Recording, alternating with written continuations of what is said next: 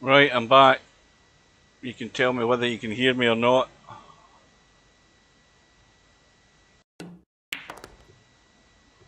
If there's anybody there, that is. Let me know if you can hear the audio.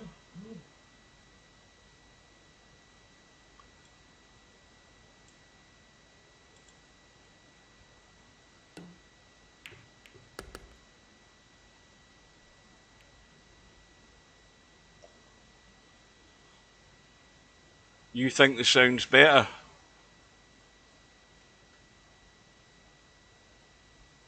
Well, everybody's bailed out of YouTube because I'm the only one that's in it at the moment until it updates.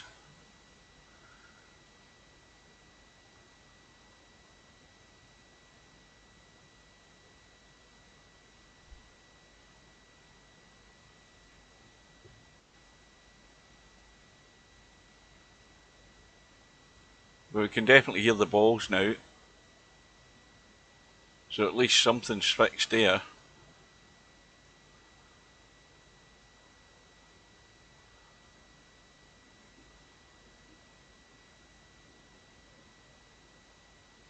No game audio for you. Well, you need to turn the sound up on your stream, Cobra, because the audio is there.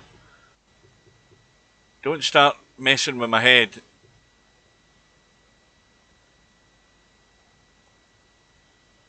Well, look who's arrived in the room.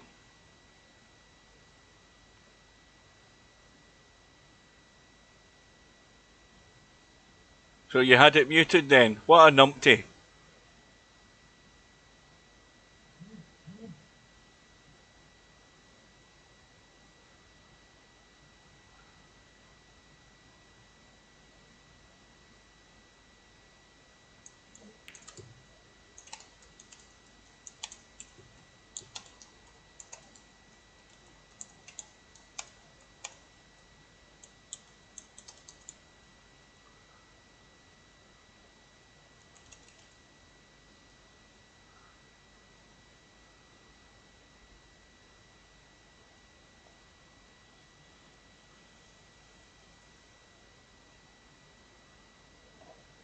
I would stop banning YouTube for a long time. Mind you, I think you could come in and Twitch if you wanted to. Right, so is everybody happy with the audio now? That's the last time I listen to any of you guys when you say the audio's crap and then I start pissing about.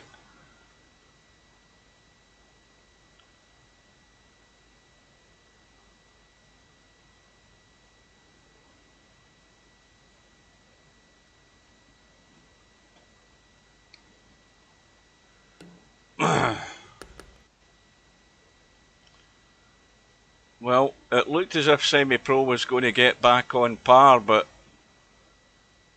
that looks as if he's going to open that gap again.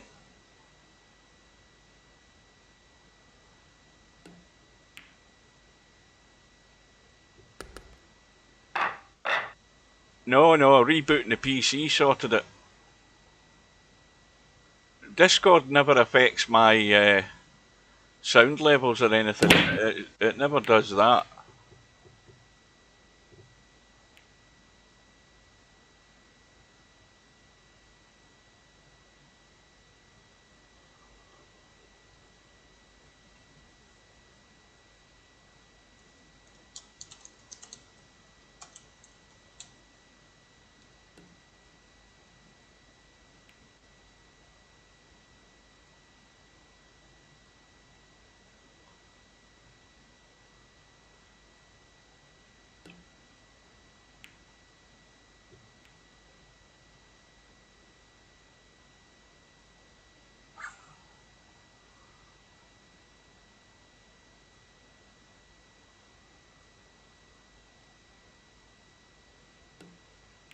Well, the thing is, the Netherlands are part of NATO, and the golden rule with NATO is any attack on a NATO country means that everybody wades in, which is why the Ukraine aren't part of NATO. It's as simple as that. And now, obviously, Ukraine want to be part of NATO, but the Americans won't have them in NATO in this present situation. That's the bottom line. Because the Americans don't want this to escalate to anything.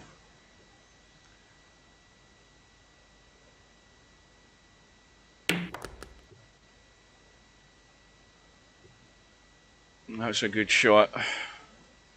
Well, SemiPro's going to have to come through here. I don't know how tight that 4-ball is. It certainly does go into the bottom corner. There's no problem there. Now, this is tricky. He's dead straight in the 3. He's just trying to hold this. And that's pretty good. Couldn't be any better.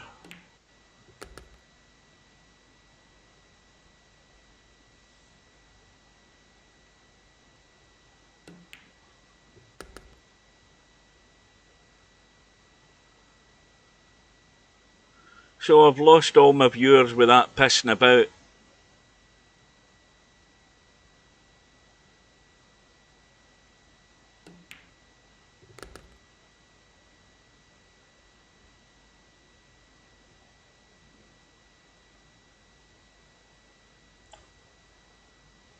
Bad news for SemiPro. The brake goes back to Mal now. He's left that with a high cut, so he's going to have to get across the table.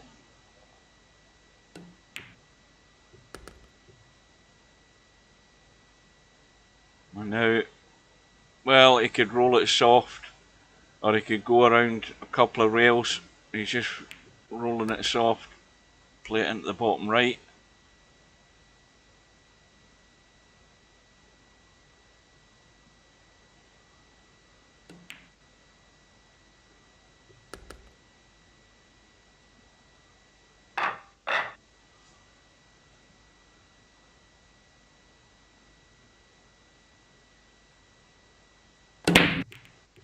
So Matt breaking off in rack 16. It looks dry, but safe.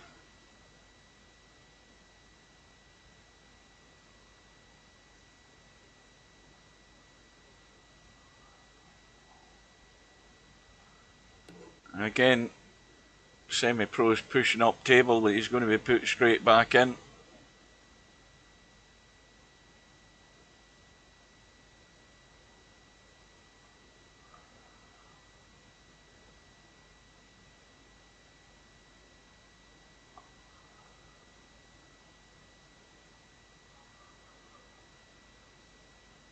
Well, I've asked Stubb to leave the room twice, but he's paying no attention. Nothing I can do about it.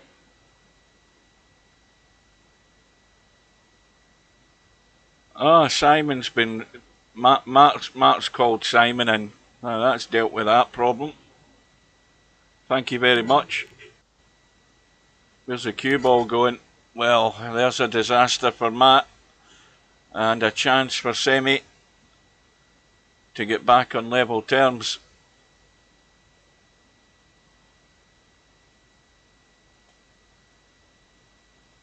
Oh, I was an admin, but I was too heavy-handed because I've got no patience for arseholes, and I would have tossed them as soon as I seen them. But there wouldn't be any harm in having me when I'm streaming and he's not around or nobody else is around, because then I would just be able to deal with it. Or Mark has to be here and then go on to WhatsApp or whatever to get a hold of Simon to deal with him.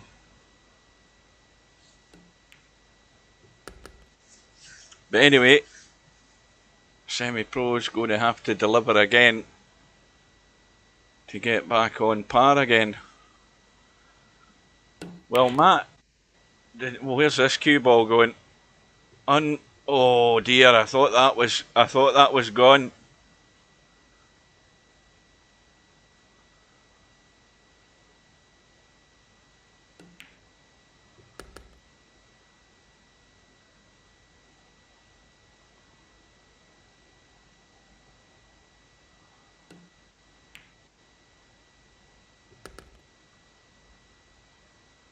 But it looks good now.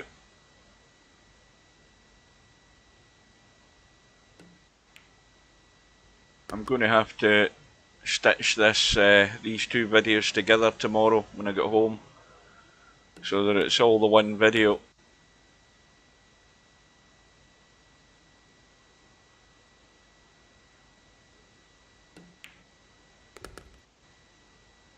So here we go again, back to scratch.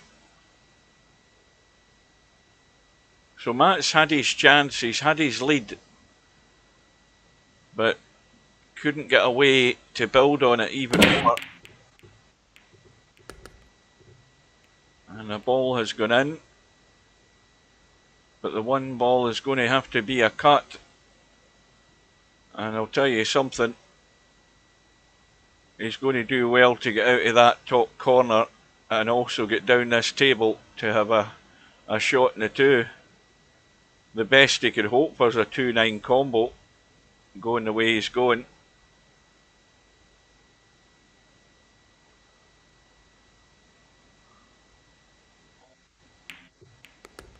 And if that just had the legs, it might have worked.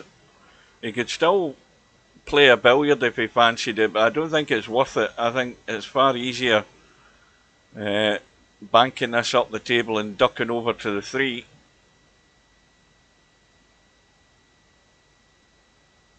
He's looking for distance. And has he got through there? He's left a gap. Now Matt can use the 9 ball as a stopper, but he could also, I mean that 9 ball will go if he wants to give this a blast. He hasn't called it yet. He's probably going to use it as a stopper, but he has to call safety, I would think, if he's going to run for cover. Because there's a chance that if he thins this hard enough, and the 9 might go in, so he has to make sure what he's doing here.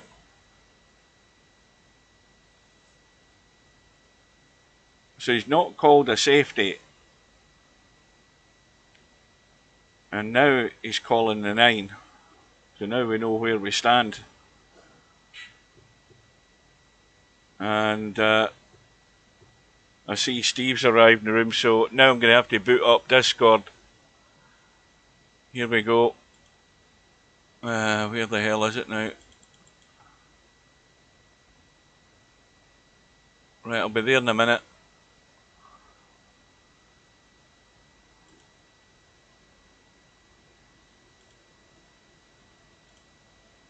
Are you hearing me okay, Steve? I am hearing you just fine. Yeah, well the guys were saying that my audio wasn't great at the beginning of the stream, so naturally I did the mugs thing and started pissing about with the audio cables, and then lost the game audio altogether and had to do a restart. So, welcome to Steve. Yep, I'm here finally. Mark had to call on Simon's services to deal with Stubb, because I asked Stubb to leave the room twice and he wouldn't do it. He just kept on typing his bullshit. By the way, I've been threatened with death from that Rossi guy. I got a PM when I was away getting my dinner, and it said, what did I say it said? I forgot what it said. I translated it in Google Translate, and it was, what did I say it said again? I've totally forgotten what it was. But anyway, basically I'm going to die. Oh no, it was... It's probably some 10-year-old kid. Yeah, it was F you, you're going to die. That's what it was. Well, we're all going to die. Oh, well, we know that, yeah. Hopefully not sooner. Better later. Well, this match has sort of ebbed and flowed, but for the most of it, Matt has the upper hand. I think he had a 3-rack lead at one point, and it has not got away yet. SemiPro's been allowed to get back in it. The mistakes have come, scratches have happened, and both of them have had their fair share of these errors. Yeah, that was just overruled. Matt's a good player. I mean, SemiPro's the favorite in this, but Matt's a good player. I mean, SemiPro doesn't bring it. He could lose. Oh, that's just good in.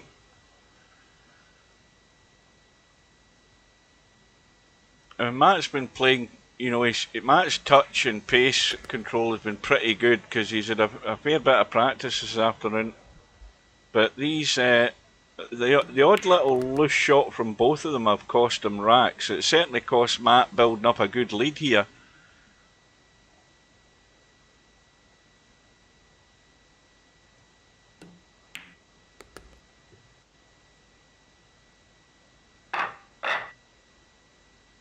And it's Matt's break, so you could open up a lead. There's a lot of games left. You're not eating again, Steve, are you? No. No.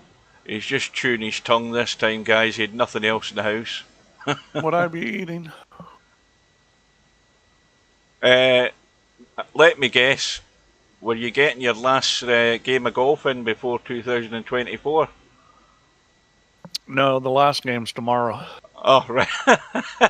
I don't usually play on Saturday, but they asked me to play, so I said, okay. Well, this is going to have to be up and down, isn't it?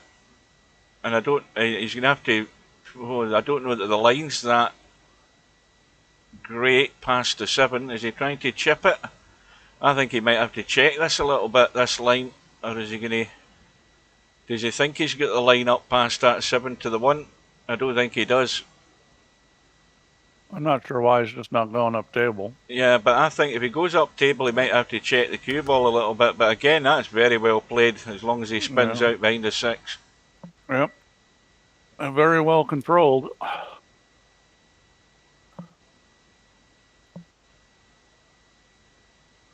And this is looking a lot like 10-8 at this point. Here's something weird that's happened to me in YouTube. YouTube sends you, when you go to YouTube, they obviously have your data and what you've been watching, and then something will pop up that they think you might be interested in. I've had a whole stack of tsunami videos pop up. I don't know why. And, you know, all of the Japanese tsunami videos that are online, they've all popped up to me in the last few days. I don't know why. Japanese tsunami videos? Yeah, you know the big tsunami they had that went right across the Pacific. It didn't just, it hit Sri Lanka and it hit all the Koh Ping Yi or what's that little, the fancy islands. I think it's El Rossi trying to kill you with a tsunami. Anyway. But I don't know why they've popped up. So Matt's got that 2-rack lead again. SemiPro chasing his tail. Besides, I don't know why El Rossi's blaming you. Well, I'm the one that had the evidence. But I've never spoken to the guy. He's blaming you for him cheating. That's hard to figure. Well, he's blaming me for grassing him in. Well, that's a dry break there. Yeah. Well, at best, this is going to be a very thin 110 combo. If he can see the edge of that 1, he can make that 10, even if it has to be off the 8 ball. Yeah, definitely had issues he's going to make this. You got to shoot this. I had no middle ground. What's he doing? You got to shoot this. Well, the thing is even if you hit the 5 first, it's probably going to get the 10 out of there. Well, he is playing the billiard. He's got. I think he's got to play this hard, though. I think he's got to give this a smack. He's got to give it some speed. Because that's or not. See, he hit it fast enough. He didn't need the speed. Well, he's not going to get out of there.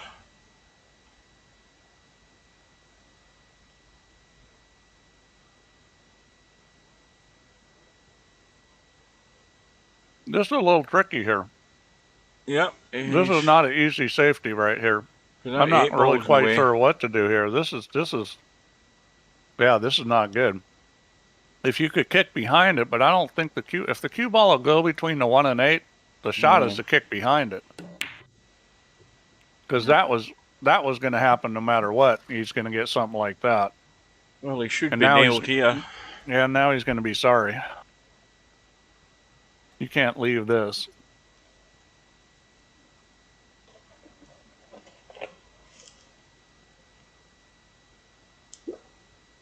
I would think he's going to pull this back behind the 3, but he's going forward. I guess he's going to try to put him on the 8 ball. Well, That's a terrible shot. Yeah, that's the worst shot of the night. And semi-pros played 2 or 3 very poor safeties. That's one thing I've noticed. His safeties have been pretty bad. Well, here's the thing: is you could angle it off and put them on the 8, or angle it off a little harder and run into the 8, and you got the 5 and 10 there. The cue ball stops on the 8, or he could have pulled it back behind the 3. He had a lot of choices. Well, you would give pretty good odds that Matt's going to find his way out here. Yeah, and this is starting to turn into a significant lead. Commentator's curse. You did him. Little touchy draw control shot that wasn't quite controlled. You're better off pulling that all the way back past the 10. Yeah, because you could have. All that yardage you could use.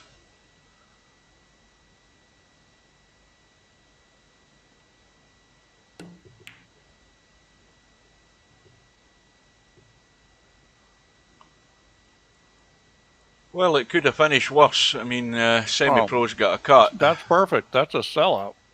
But it's easy 3-rail position on the 5 ball. I mean, you can't get much better than this. As long as he avoids hitting the 9. He's not going to hit the 9.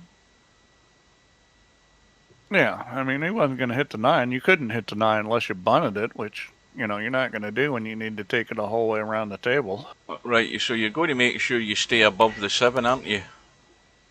Like that, but you need to make sure that you're not running into the 9, so he's going to have to. I think he can go forward here, can't he? I think he's fine. Yeah, he just brushed it.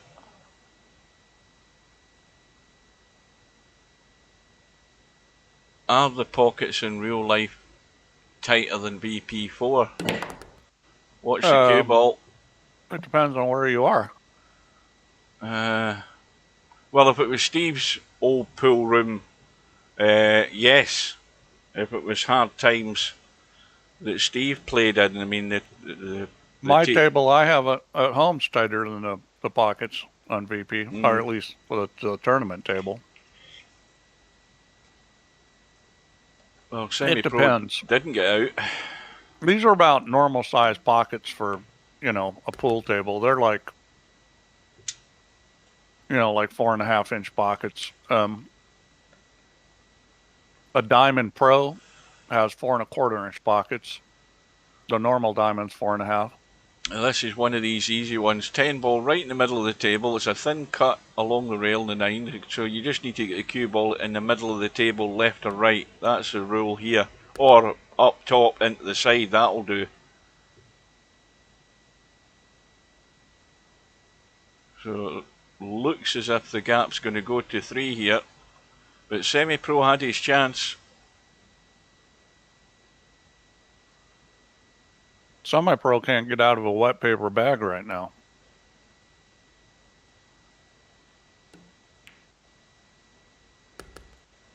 And break goes back to Matt as well.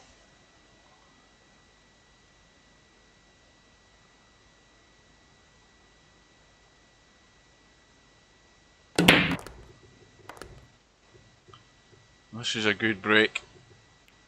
And he's got a shot. The first problem he's going to have to deal with immediately is getting on the 2. Now, the obvious thing to get on the 2 is to let the cue ball. I think he can draw this back, and I mean, if he drew it back and bumped into the 6, he'd still be in the 2. He can easily draw that back. He's going to play the combo. No, he doesn't really need to. Oh, you just got to be a little careful here, because you can put the 2 ball on end rail. Yep. This has got short rail written all over it, this. Well, you can also hit it harder and play for the 2 to the other corner pocket. He's played it well done.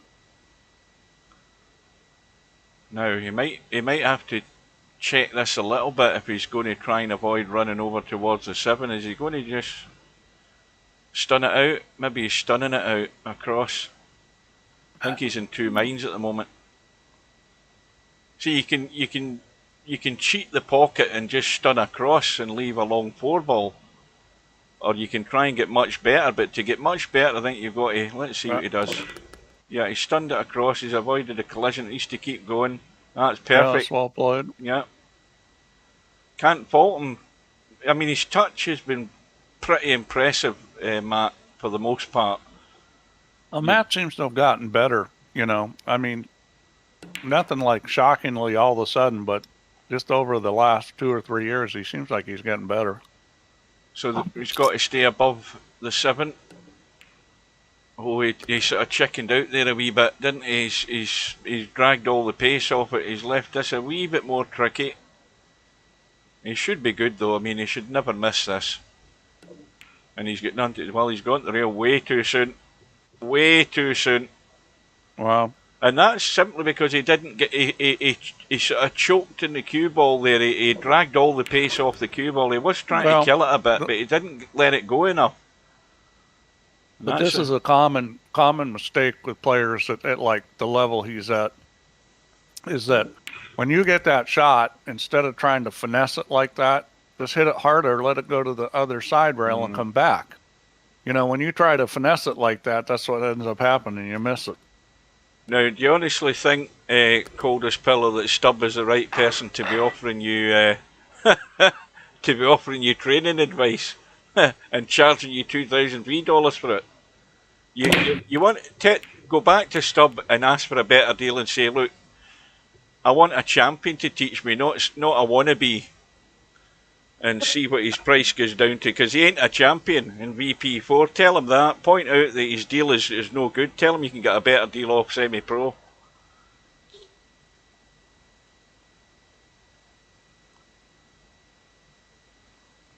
So, Matt's back to, what, 2 in front. Now the push out, again, there's great opportunities to duck here. You can overcut the 1 and bump it into the 8 and use the 2 and 5 and the 10. I mean, there's a good safety on here. You'd be unlucky to actually leave any sort of shot in the 1 ball playing the shot I'm talking about if I can get my doodle to work quick. The shot I'm talking about is overcut it and run like that down here.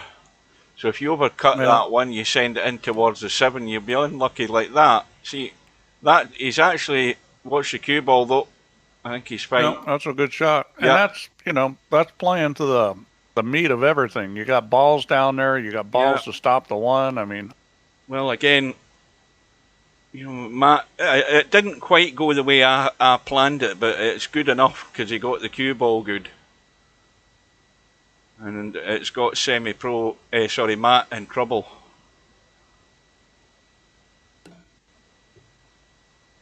Oh, well, now SemiPro's got to dish up. Welcome to pot, man. Well, he definitely needs to run out here.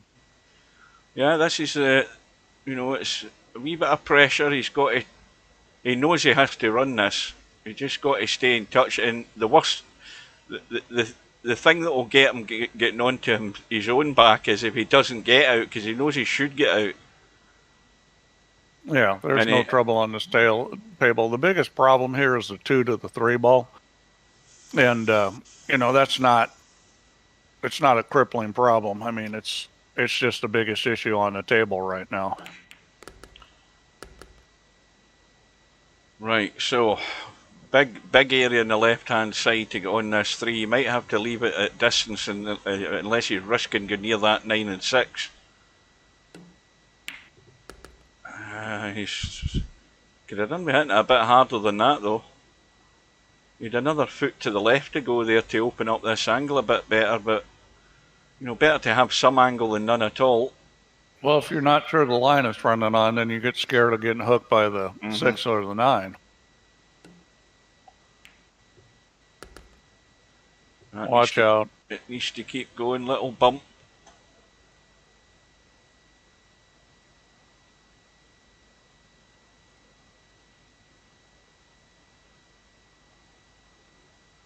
Well, it'll be interesting to see how many players experiment with their brake during these matches, because SemiPro's complaining that his brake's crap, and everybody else I think is commenting, you know, that they're struggling to find something that's anywhere near sort of reliable.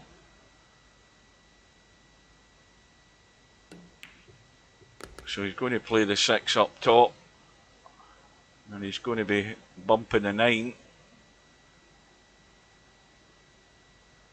I think he's doing everything to avoid it though. Yeah.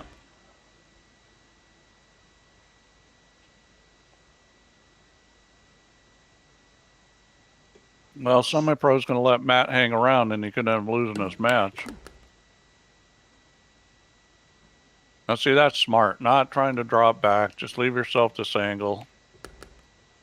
Well, he didn't really hit that, but he doesn't seem real sure of the line the cue ball is going to run on. Cobra says he had the worst slug break ever this afternoon. Well, the only good thing about that, Cobra, is it wasn't in the tournament. Now you know. Now you know what you did. You won't do it again. Want me to tighten up the rack a little? I can tighten up the 10-ball rack. Is that what you want? No, I think they want every ball to fall apart and 3 of them go into the pocket every break. Now that Steve's here, we'll get nobody stepping up to the plate to create a team for the 9-ball league. Yeah, where's the cue ball going? Then we won't have a league. I don't know whether anybody's signed up yet to actually just be a player.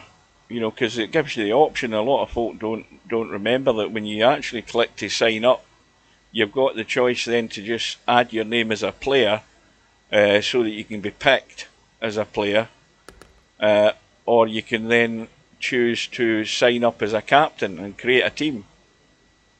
It's self-explanatory. Even I can work it out.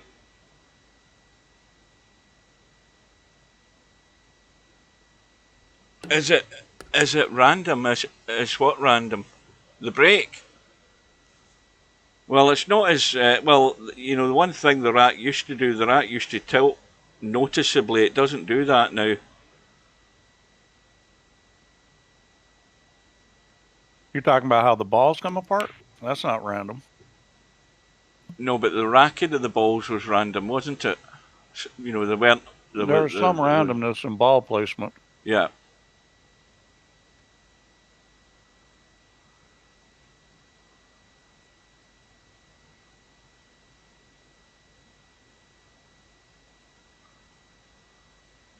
What do you not read any messages when you come into the lobby? See, when you pop into the lobby, there's a blue message that tells you the leagues have started or the leagues are open. I mean, 10 out of 10 for observation. I've got to give you that. And the old SemiPro wiggle. You can only see one side of the 6-ball. Yeah, and this is not an easy shot to play safe on if you can only see the outside edge. This is not where you want to be. Well, if this is me, I'm calling this 2 rails to the bottom left-hand corner pocket. You're going to hard push to get this safe, so I'd be calling a pocket here and playing the cross double. Or can he do it? Let me have a look. He can see most of the ball. He may be able to make this. He's trying to bend it, yeah. Good luck with this, because this is hard to judge. And if you hit it too hard, this is doable. Yeah. That was a doable shot. And there we go, selling out.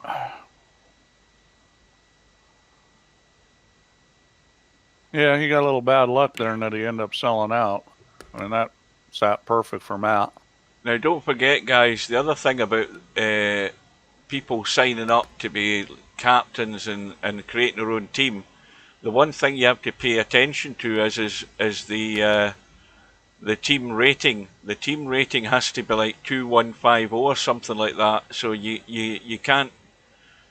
Whenever you create a team and you add players, you've got to watch their rating and how you mix them up. This is why you want to have 6 players in your team if you can, so that when you're picking 3 for each week, that you're mixing and matching the ratings so that you come within the threshold of what's allowed.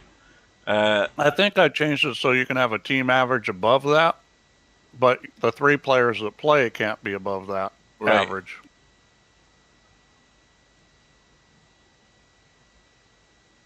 So, which means if you've got 2 guys that are really highly rated, they're not going to be able to play the same night unless there's somebody really low.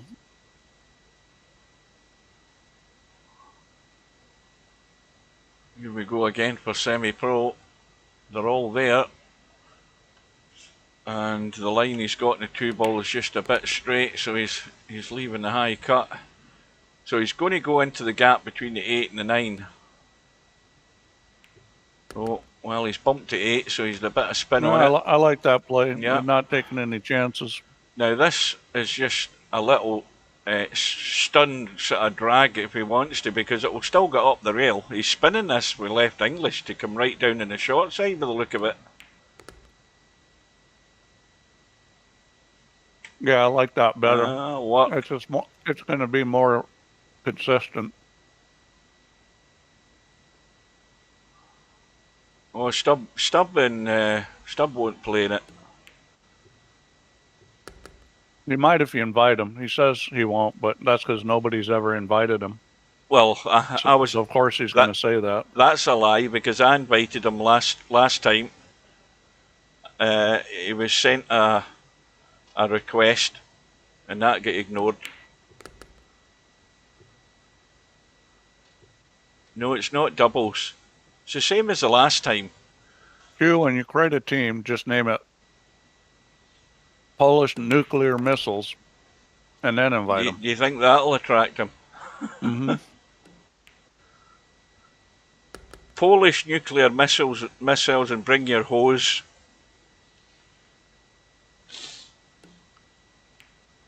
So back to within 1. Map breaking again though.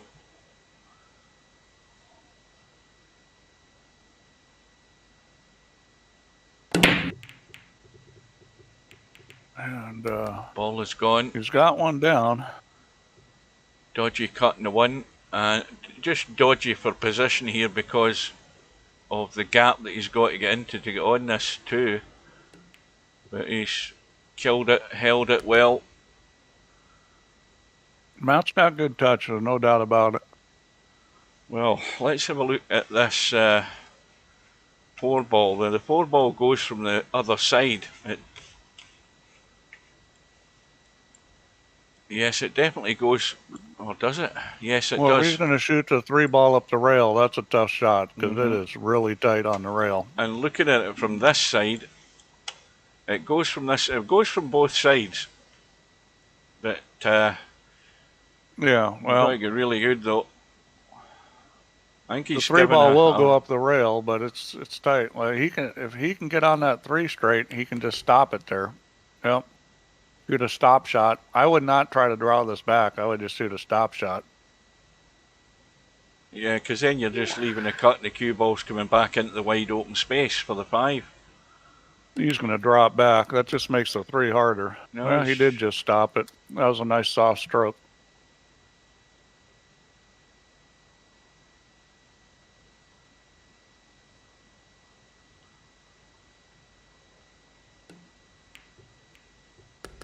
Caught the 6, but well, is he going to do this loads of right English?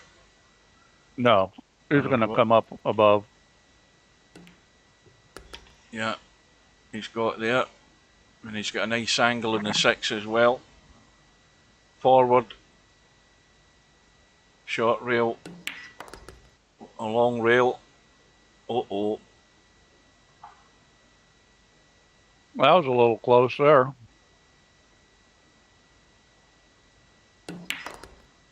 How many was in Friday night 9-ball tonight? I know Slim's not here. Did he get a full house or was it a few short? Because I never even had any time to look at the sign-ups.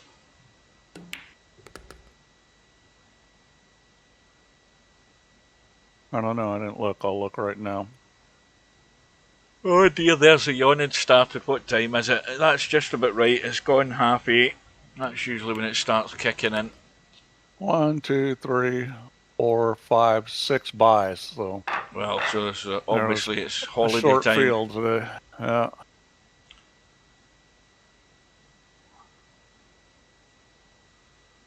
Larry and Spectre Don look like they're going to be playing in the hot seat match. That looks dry. 1 ball is on, and that'll annoy SemiPro even more because this cue ball can get into the gap between the 3 and 6. Well, Matt's definitely playing well. No doubt about it.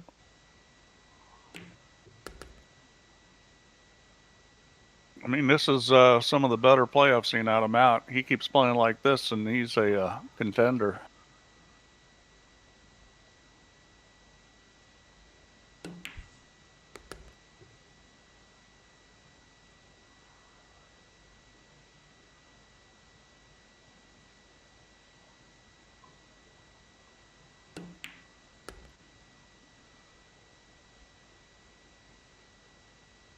Well, he was just getting to that a wee bit more than he perhaps should have there. I mean, he's got loads of room.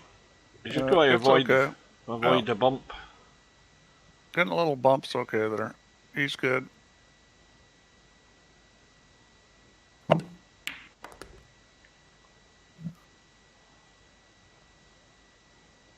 And that's a perfect angle.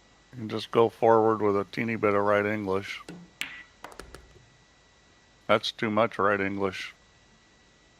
Don't want to get straight.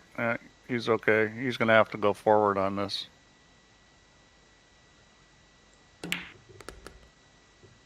Watch outside pocket. Watch outside pocket.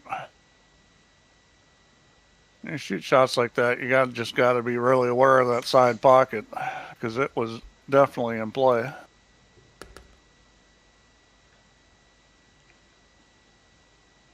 And this, I would always hit a little spinner with left English just to keep it from going towards the corner pocket. And that's well done. I mean, this is getting tough for SemiPro, because now we're at the 2-1 point. It's 3 games to 6 dicey, games. Yeah. This is he needs some assistance. A break and run here would be devastating.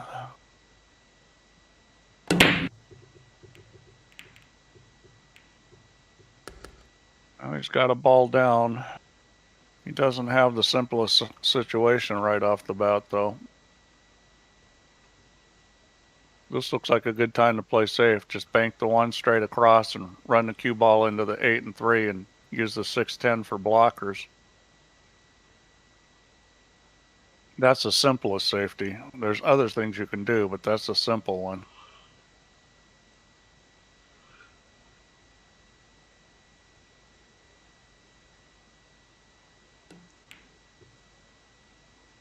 Oh, he got it behind him, which is even better. Nice little touch shot there. Break makes such a huge difference if you have somebody potting and the other, whatever that is, I can't read it. I'm blocked out. Well, 10-ball break has to be the worst in the game. Well, Matt probably doesn't think that right now.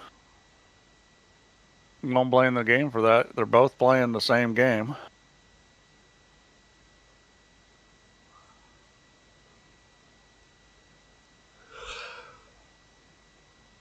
I can make the rack tighter and you break better, but Matt breaks better too, and you still get drilled. Right, Stubb, why didn't you just come into YouTube and I told you I'd unbanned you. Get you out of the bloody room. He won't even reply to that either. There's definitely a communication issue with Stubb. There's going to be some kicking coming up here. This stuff keeps happening. So instead of mute, it's going to be kick.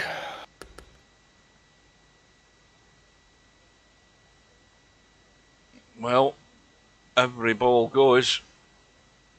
How tricky is this 6 ball going to be though? Let's have a look and make sure that's fine. That's okay. 6 ball is fine. I mean, this is really pretty simple. You just got to get through the gap. Uh-oh. He almost hit the 10. Boy, you know, see, that's the thing he's got the wrong angle because he came so high. If he comes lower, he wouldn't have this angle. So he's going to have to go forward with a lot of English. You could draw this back, but I would always go forward. He's going to draw it. So this is where you need to go 2 rails. And now, that's pretty good. Jose's trying to do the right thing and ask Stubb when he wants to play. He's not going to get an answer. What you're better doing, Jose, is send your proposals to him and leave it up to him. Watch out. Cue ball's gone. Well, there's Oh boy. Huge That sigh was of a relief for huge SemiPro. mistake. And you know, you've got to see that. You've got to see that it's coming off the 10 and that side pocket's there. You know, he should have just hit that up short and taken more angle on the 8. You know, he tried to get perfect and he did not see it coming off the 10 and going in the side. Well, like I said, this is the type of thing that that SemiPro has to hope for. That the you know, the error's there, and now he has to capitalise. That's a 2-game swing. Instead of 15-11, now it's 14-12. I mean, that's a huge mistake. And it could be back to within one in a few minutes. And this is the difference between guys that are going to win these tournaments and guys that aren't. It's stuff like that. I mean, you've got to be able to see that it wants to do that.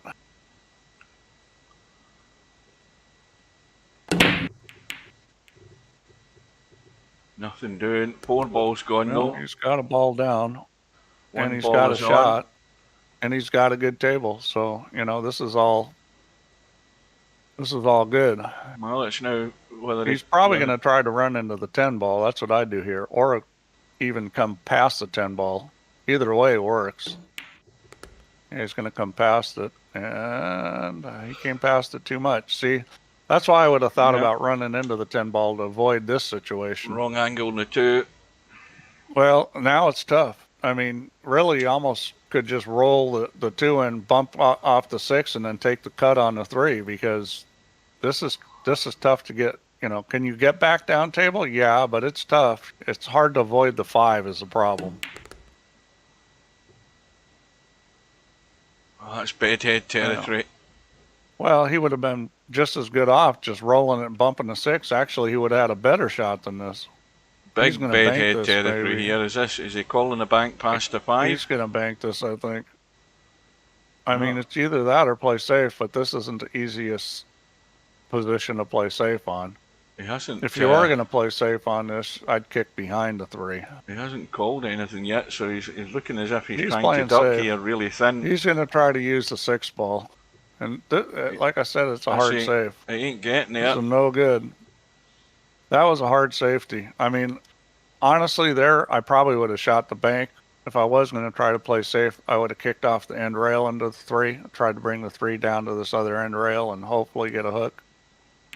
The problem with the shot that he shot is that if you don't hit it really thin, you get what he got, which is sellout.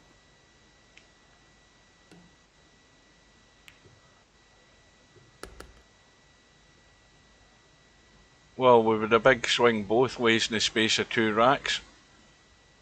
Yeah, well, I mean, we had a 2-game swing, and now we're going to have another 2-game swing. SemiPro can't afford to have it go that way for him. Well, Pop Man, you could be a captain. Oh, that's the thing, Steve. Right. The other thing we've noticed is that you've set the leagues for 5 p.m. Yeah, I did them a little earlier so that hopefully we can get the Filipinos in. Right. Well, don't forget when the clocks go forward again, that's going to go to 6 p.m., which is actually more suitable for most of the guys over here, I think. Yeah, well, you realize that I may do something to fix that so it doesn't do it. I haven't dealt with daylight savings time, but you know, it's Saturday, so I figured it doesn't matter if we start a little earlier.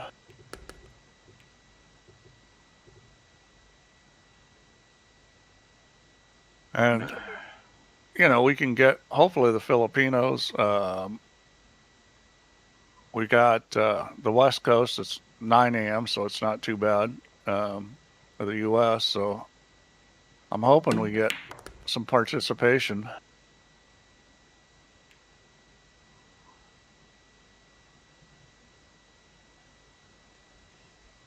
How's this finished?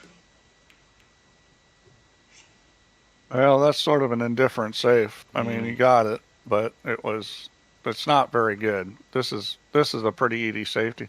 He's going to be lucky if he's not hooked here. Well, I would not be trying to make this. That's a terrible shot. And the reason why that's a terrible shot is you wanted to hit on the other side of the 2 ball, so the cue ball went back behind the 8 ball. That's what you should have been trying, yeah. Just to hit the... And then even if you didn't get it, you had the 10 and the 3 to also block it. I mean, that, you know... I'll say this, is that those are advanced shots doing, kick safes. And if you haven't practiced them or played them a lot, it's just that they're maybe not that obvious, but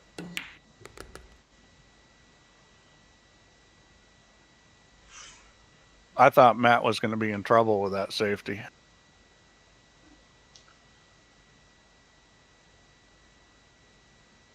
Well, pretty good odds he's going to be on the hill here.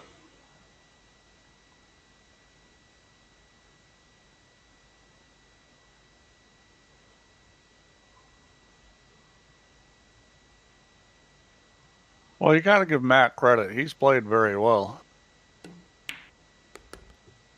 Well, the simple thing is he's made less errors than SemiPro. That's really the difference between the two. Sure. Well, that's usually the difference in these matches. I mean, maybe SemiPro didn't break as good, but, when you make more errors than your opponent, you're not going to win regardless.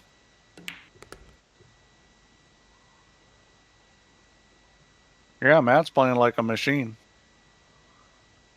So, up past the right side pocket.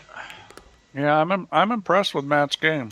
I mean, I am. I like the way he moves the cue ball. He rolls it a lot. He plays a lot of consistent patterns. He's going to be a contender in this thing if he keeps playing like this. Well, now he's in a position where it's his to lose with a 4-rack lead. And Semi needs everything. He's got a ball. And he's got a shot. Yeah, he's got a good table. Now, how is he going to deal with this too? Yeah, just like that. He's bumped and got the break. That's beautiful. Yeah, that was beautiful. Because that was something he was going to have to deal with. And now he's gone sort of not exactly perfect. He's okay here. I don't know why he's shaking. You just hit this with left English and hit it off the end rail and kill it. He didn't kill it. He just hit it straight. Yeah, but that wasn't a terrible place to be. He's going to need to punch this a little. Well, he's just going to kill it. Oh, this is not ideal Pick either. I'll tell shot. you. It's not ideal. He took the easy pot for a harder next shot. And he's going to have to watch this cue ball again. This is what's not ideal, but just a teeny bit of left English. Straight across 7-ball, same pocket. That's perfect. So Matt's going to have, 3 breaks to win on? Mm-hmm. Well, strange things happen in the game of pool. Now would be the time for a strange thing to happen if SemiPro get out of this. Well, Matt's got, two breaks to win. Cue ball still spinning. Yeah, Matt's got two breaks for sure to win here. Still spinning.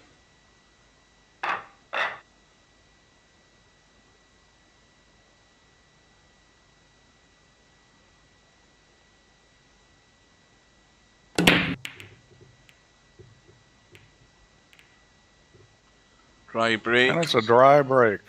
And a shot. So, do you check this a wee bit just to stop it leaking too far up the table and just play it nice and gentle?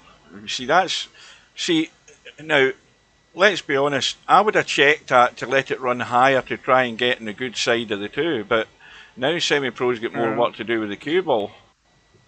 Yeah, I mean, he's not making it easy there, and this has got problems. It's running up on the 3. Well, again, got a little fortunate there. You feel this is doomed to failure because he's already struggling. I'll tell you the problem. Where the 4-ball is.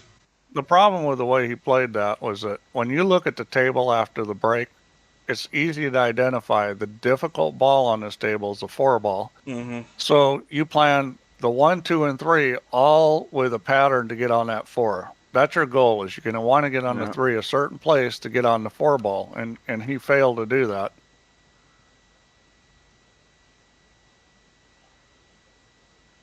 You know, that's But what you do is you identify where the problem balls are, and then you play a pattern to get to them.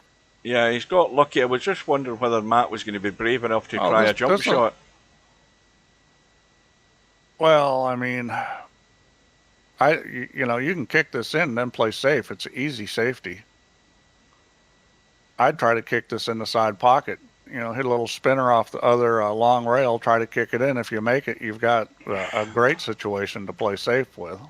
Well, there is a gap. There is a line to get there. He's looking at the two-railer now, and the two-railer's not bad either, although I think, yeah, you know what? The two-railer's not bad either if the line is there to get to that 3-bolt. Yeah, he can do a two-railer or he can do a one-railer with English. He's got his choice.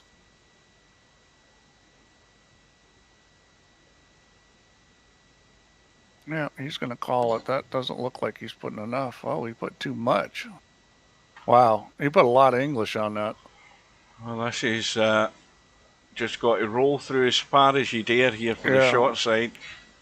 Well, unfortunately, he came out of that terrible because not only did he leave him a shot on the 3, he left him in a place where it was easy to get on the 4. So SemiPro is still alive. Now, again, he's stuck to the rail. He's now got problems in controlling this cue ball. He can play the 6-7 combo if he wants to, or he can just stun across. Watch out. This is going to need a nice bump. And what's he done with the 10 onto the 7th? Well, that 7 goes, but he's running away. Is he going to hit this easier or go 3 rails? This looks like a 3-railer to me. Yeah, I think he's got to let this run out, because when you try and start being, you know, delicate touch. You just take the cue ball behind the 9 and go 3 rails and around.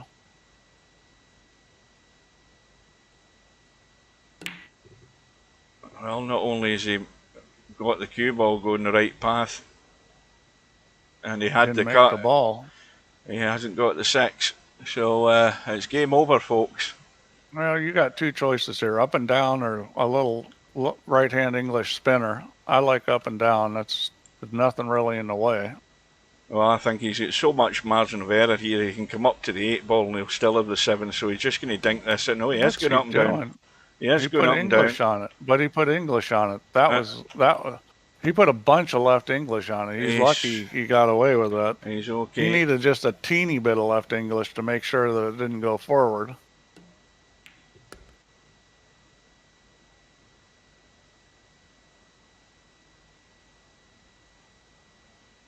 Now is he going bottom rail back up? No, he's holding it. Oh, Matt's serving notice here that he's a contender in this thing.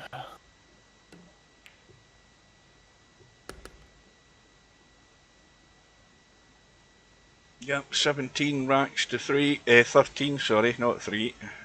Yeah, I mean, SemiPro's no slouch, so that's a good win. Yeah, well done to Matt. Always a dangerous player. So he's now through. We'll check the bracket. And let's have a look. I'm sure that was a second round match, so Matt through to round 3. Where is he? Must be the bottom half of the draw. There he is. And he's waiting on, well, in fact, he's going to have a bit of a wait anyway, because Albinario and Chiku have arranged their match for December the 30th. Now, what day is that? Is that Sunday? When's New Year's Day? Is that the 1st? Is that Monday? Somebody remind me. Let's have a look at the schedule.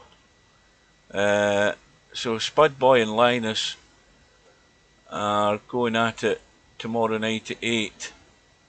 Oh no, that's tomorrow night, isn't it? Yeah. Well, I won't be able to cover that because I'll be at work the next day. That's right. That's the 30th. You've got Vince Says against Quagmire on the Sunday, which is New Year's Eve, and that's at 7 PM. And then, of course, Fast Eddie and Spectre Dawn in, what, I don't know, 10 days' time, but more than that. It's not until the Thursday the 11th. Right, the other thing we're going to do is bring up the league page, and there's nothing that tells you the but there's still no any teams in, so I might as well sign up, add me to the players list, or start a team. So I'll start a team.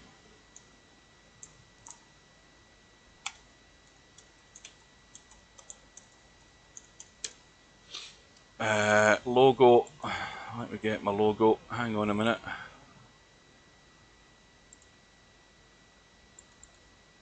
If we can find my logo. Where is it? I'll be back with you in a second. There we go. That's the logo pick. Right, so and submit. Right, so we should have a team in now. There we go, VP4TV Tactical Geniuses. Average rating 2125. Now, where do I go to find the players, Steve, again? Remember that players list? Have you already left the building, Steve? Well, I'm tightening up. I'm actually going to tighten all the racks up. Where's that tab that used to show you the players that were on? I have to get into the team manager, don't I? That's what I have to do. Right, I've just remembered what you have to do. So if you get into the team manager, then you can look at the list of players. Show players who need team invites. So if you show that list, you can see that there's Brainfall Out, there's Preacher, there's SE Tensai, Maisie Drizzle. Who the hell are these people? Who the hell's Maisie Drizzle? Or Maisie Dizzle? Never heard of them. Somebody put their name in the list for league? Yeah, we've got Maisie Drizzle. We've got SE Tensai. Never heard of them. But Preacher and Brainfall Out are there. So there's 1, 2, 3, 4 players who are listed there that they want to join a team. So whoever else is interested, get a team made up. So I've got a team made, and we'll see how many more join up. That's how easy it is. It took me 2 seconds to do it. Now what does that say there? Please beat Albie and Semi. What does that say? Please beat Albie. Him and Semi always beating me recently. Cobra looking for favours already. Well done, Matt. Matt's probably left the building as well. Well, let's have a look and see what's happening on Friday Night 9. But who's that still asleep in that room? Alright, so I've tightened up the rack. It was as easy as that, was it? When I do an update, well, I didn't, I actually tightened the rack for every game. It's a lot harder to do it just for one game.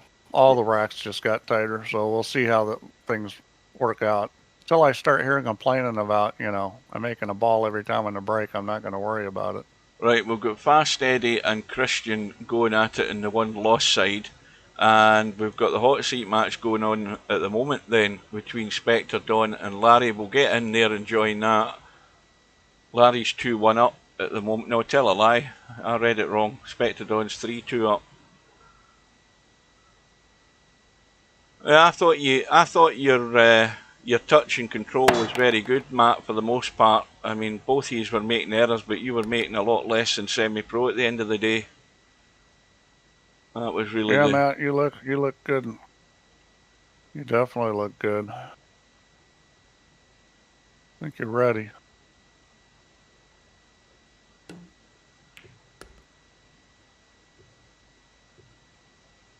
Matt means business this time. So this is a scratch match. The loser goes over to play the winner of that one loss side match that's taking place at the moment. So this tournament's almost over.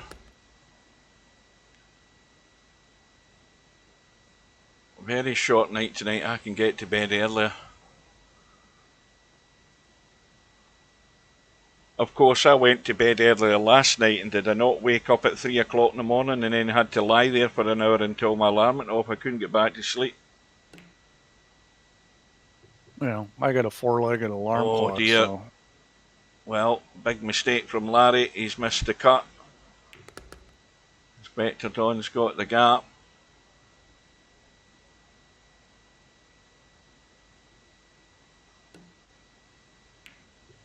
Yeah, especially in a short match like a race to 7, that's a tough mistake. Is that who Matt plays next? Does Matt play? Is Matt lined up for Albinario next? That wasn't what I thought it was in the bracket. Or am I just interpreting things wrong here? Well, I haven't heard from Larry about the bracket yet. Yeah, I think Larry's that shocked. He's trying to find words that he's finally found himself in the bottom half of the draw.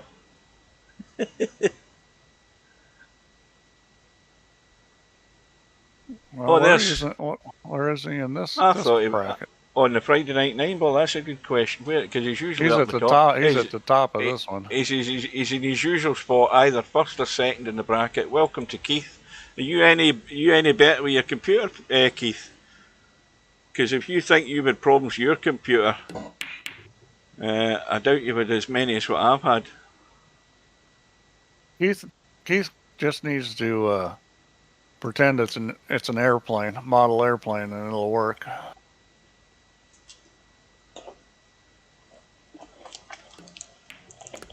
Well, Larry's back at the table. I don't know what happened there.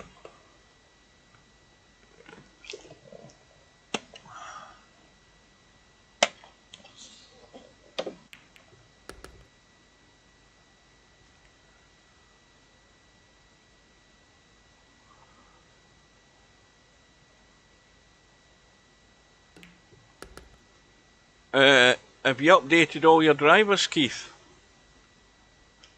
Do what I did. Download Driver Booster. Download it, and then go and get a dodgy serial for it, like I did, so that you get the Pro version. It updates all your drivers for you. That certainly helped me.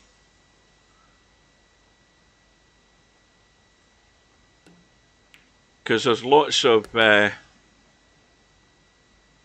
I don't mean just the standard drivers. There's a lot of crap stuff that you don't look into that needs updating as well, probably. That might help, you never know. When you get desperate, you'll try anything.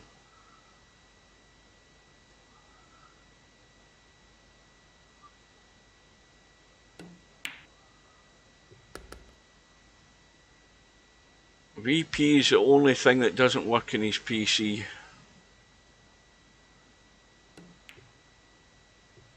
Well, Larry's back in touch and breaking to square the match. There's that pattern there, Steve. There's those 3 balls again. Didn't take long for it to appear. Hopefully that'll change by tightening the rack. It'll happen less. Because you've got the 2 married together and the 1 slightly adrift. I'm glad that happened right there and then, just as you said you've tightened the racks, because hopefully we won't see that as often. Yeah, it'll be less.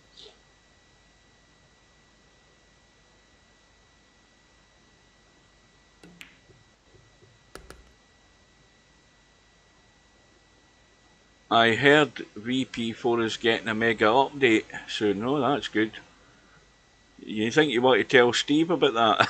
Because he doesn't know. Right now, does that 3-ball go? It's usually very tight, and it ain't going that way, I don't think. Try to get below it for the side pocket where it will definitely go, and that was well done. That's a good shot there. Well, he's going to be taking a chunk out the 9-ball. He's got to hope that he gets a good roll through here. This is where you gotta force it through. Yeah, got to get through. Just like that. And that's the way to hit it. Make sure you hit it too hard, not too easy. There's plenty of room out there when you hit it too hard. And if you hit it easier, you're a little more straight in on the 4, but you just got to make sure you get out there and get a shot.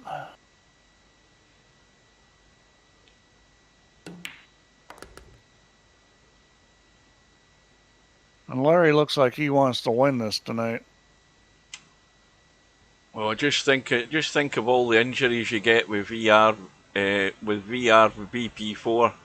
Look at what happened to Ronnie O'Sullivan. That's all I'm saying. Go and watch the video on YouTube with Ronnie O'Sullivan trying to play VR pool. He fell on the bloody floor because he was trying to lean on the table.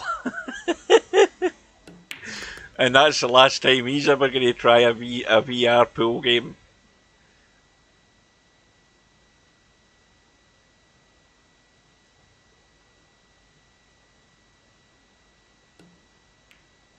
So Larry now right on the money, 4 apiece.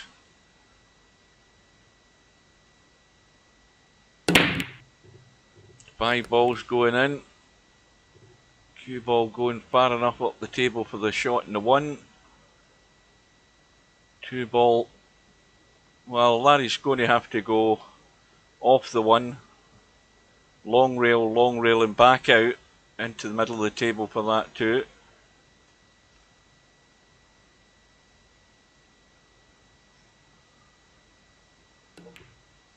This looks good pace.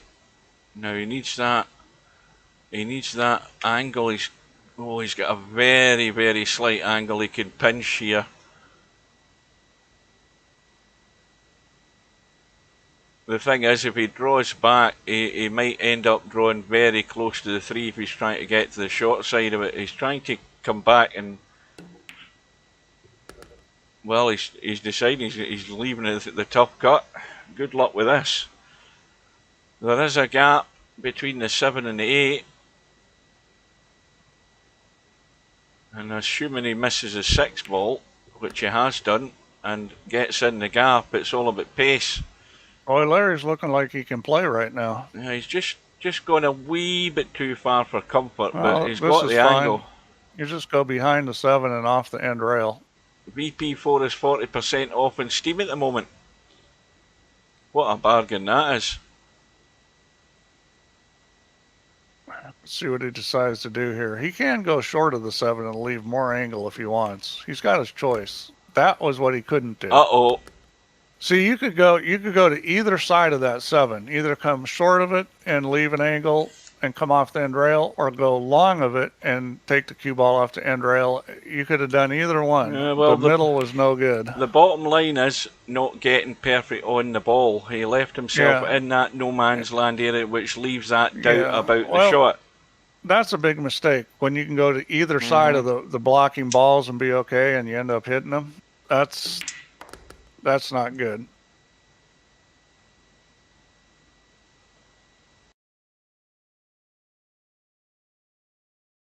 And that's a big game. That's a 2-game swing there, where somebody was going to be 5 up, and instead it's Spectre Don, and he's going to be breaking. Yeah. That could be the whole match, that one bad decision on how to move the cue ball. I'm sure he wasn't trying to run into it. I mean, obviously he was trying to go to one side or another, and I think he was probably trying to go on the far side of it. Hold on a second. And bring the cue ball off the end rail. He just didn't open it up enough. This is dry, so Larry's going to go 2 rails at least into the corner and out behind the 9. Larry's got a reprieve. He could draw this. He may draw this off the side rail. It looks as if he's maybe doing that. Yeah, I think he's gonna. Yeah. Oh, and again, he's just going a bit square, so he might go up and bump the 6. You can bump the 6 or hold it either way. I mean, he's gonna hold it, and he may still bump the 6. Yeah. Nope, he gets inside it. Checked it big time. So Larry gets a reprieve, and it's going to be 5-5 with him breaking. You know, at this point, whoever blinks and makes a mistake is going to be the guy that loses this match, because All it's going to take is one more mistake to Matt, probably lose. Matt's got a complaint in the chat. he's got a suggestion. Can I change the racks? No, can you not change the rack? You've just changed it when Matt's brake was working perfectly good for him. Now you've changed it, you're going to jinx him. That's what he's getting at. Yeah, well, you know, I guess the complainers have won. Yeah, you know, you deserve to win, Matt. Now, boy, that was not a good line he was rolling on. He got away with it. Now he's going to run into the 8-ball if he doesn't do anything here, is he? Well, he's just got to hit it with enough speed to get by it. Yeah, that's why he's digging down. He's going to make sure he's going to dig into it. Oh, watch out! Oh, Larry likes to walk a thin line, so he does. He's doing some squirrely stuff, but he's getting out. He likes to walk the thin line.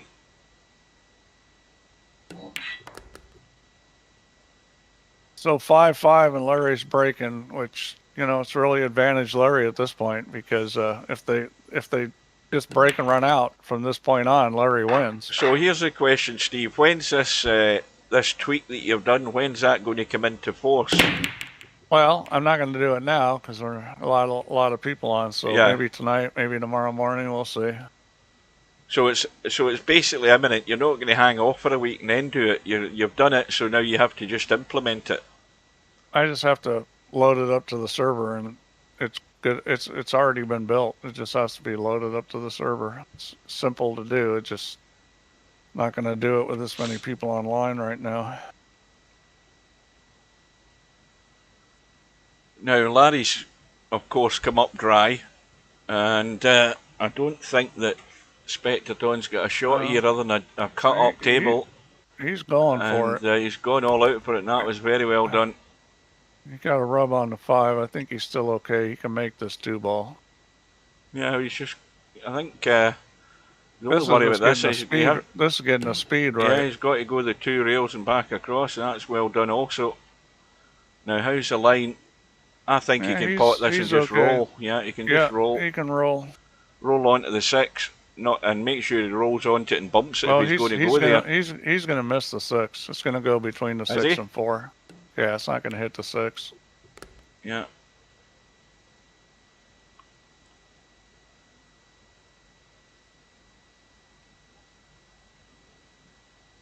Have you heard of that one, Potman? Jose says Black Hole Pool is a great game for VR. Never heard of that. Mind you, I know Black Hole Sun. I don't know Black Hole Pool. I've got all the VR games switched off in Steam, so I don't see them because I've not got ever any intention of getting in VR. I ain't paying $300 or whatever it is for a headset. Sod that. Only to fall over and bloody smash my face in playing something. I think when you get to a certain age, you shouldn't be playing anything VR. You're in danger of doing yourself serious injury. So Spectre Don's going to be breaking for the match.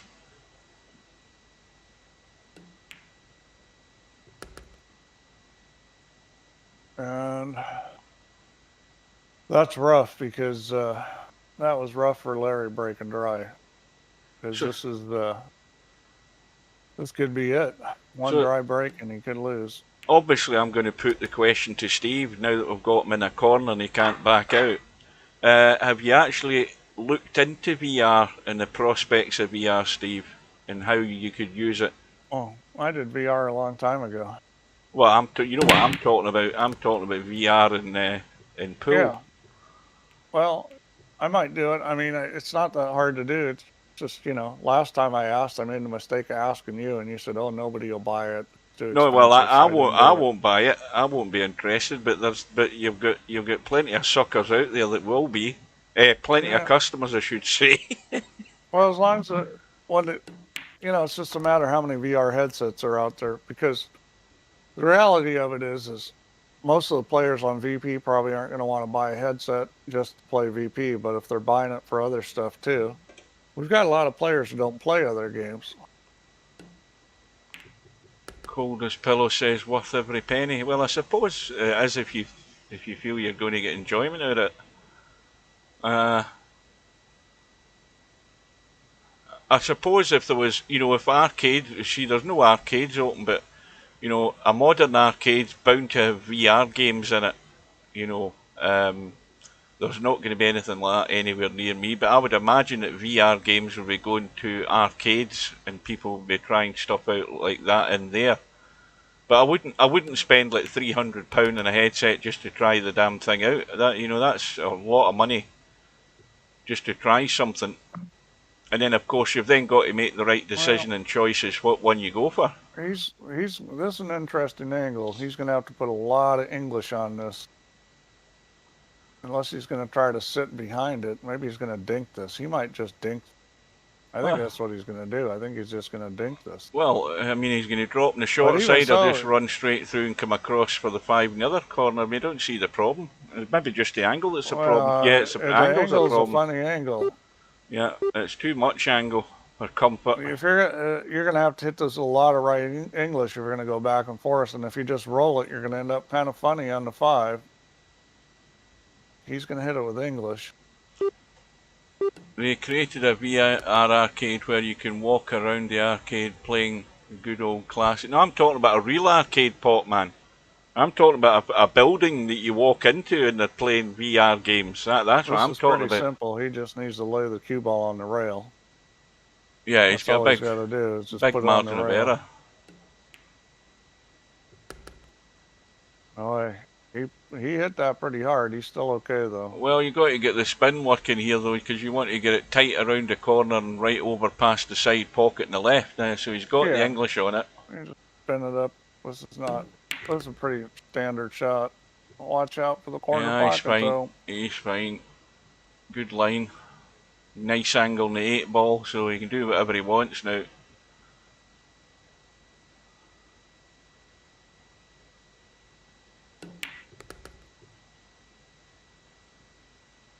So Fast Eddie's up 3-2 on Christian. And the winner of that is going to be playing Larry. Right, so, well, we can jump in and catch the end of that. So Larry's over. I'm going bye-bye. You can jump in and catch the end of it. Yeah, this won't belong in finishing anyway. Do. Right, well, we'll look forward to the update, and no doubt the guys will be. I'll be practicing some 10-ball breaks, see what it's like once you do it. It's not a big change, but it should be a little different. Right then, take care, right. And again, have a nice new year when it comes. If we don't see you before. Okay, you too. See you later. I'll just tab out and shut down Discord. If I can remember what button I'm pressing.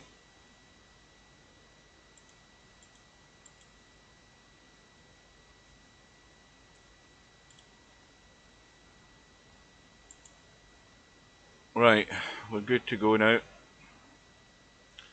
So it's only 9:15, or whatever it is. Yeah, it is 9:15.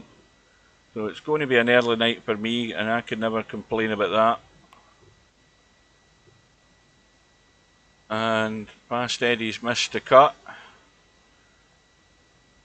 But Christian's going to have to, well, he could get crazy here and go for the cut and go for the bump. But he hasn't really, he's going to be in trouble. I think he should have been all out there and might have got lucky.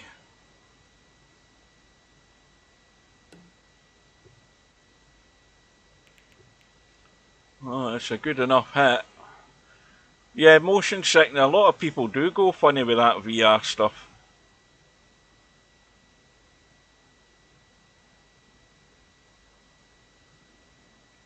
And of course, that's the other thing as well. If you've never had a VR headset and you go and spend a lot of money investing in one, and then you try it, and then the next thing you know, you're vomiting all over your carpet when you're playing it, and then you've wasted your money.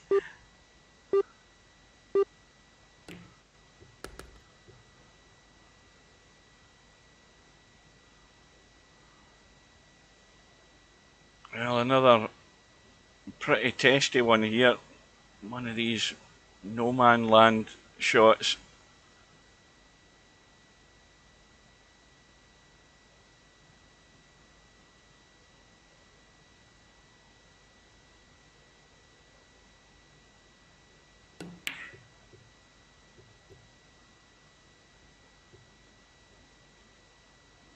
Well, Eddie's more than likely get away with this, because this is a tough cut for Christian.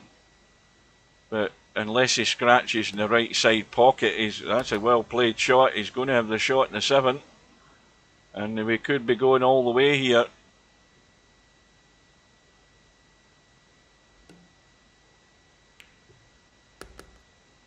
And of course, Christian getting the 5 ball. The 5 ball's long gone as his extra money ball.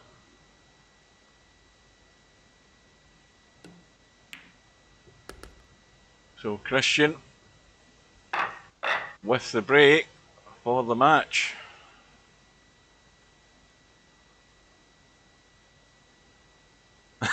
Yeah, I think you think about it, Bedhead. Imagine somebody talked you into buying a headset, or somebody get really generous at Christmas time and bought you a headset, and then you try it on, and you might have a couple of games that came along with it or something, and you try it on, and after half an hour your head's spinning.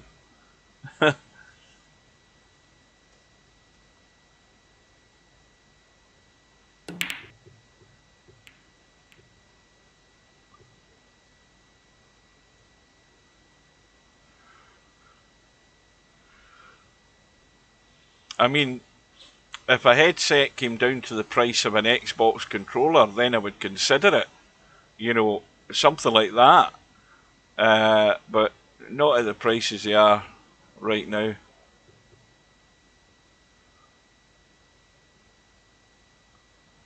Well, a 2-in-1 shot there for Fast Eddie. He misses the pot, but he's got the hook. And he's going to have ball in hand also to run out for the match. VR sex movie. Now, I might be interested in that, though. You might have a point. Can you get attachments with your VR headset when you're watching sex movies? That makes it even more appealing.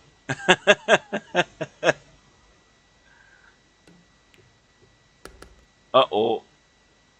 Uh-oh. Oh, I'll tell you, Eddie's got extremely lucky there.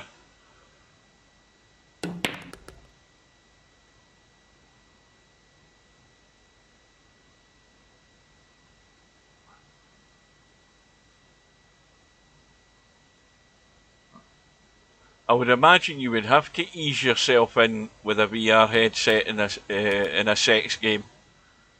You might be right there also, Popman. Can you imagine somebody with a VR headset in an adult game, standing gyrating in the middle of the floor, or on top of the kitchen table, having VR sex, using his attachments or her attachments? Oh, I'd pay money to watch that.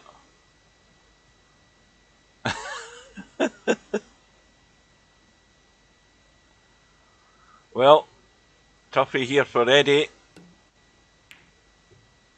Where's the cue ball going? Well, that's no good. But I think it's a dead bank. Is it? Maybe not. Oh, he's got to get this wafer thin. If anything, overcut it so that it will go in. And the cue ball's going to be running loose all around the table. Maybe the bank isn't on because it's a bit close. He might be struggling. I think, like me, he's trying to convince himself the bank's on, but the more I look at it, the more I'm thinking it isn't. Yeah, the cue ball, actually, the 9 ball brushed the cue ball a tad there. Well, it could have finished a lot worse here for Eddie, because Christian's going to have to dig out a pot. What a pot! Watch the cue ball though. I think he's good. I think he's good. Well, Christian didn't hang about, blasted that in for the match. And Christian's through to play Larry to see who gets to the final. That was a cracking pot by Christian. and deserves to win the match with that shot. Right, so that room's up already. We won't hang around, we'll get in.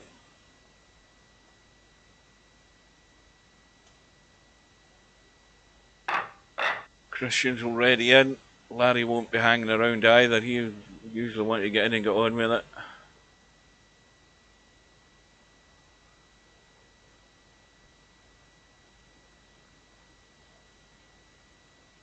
Oh dear, big yawns again.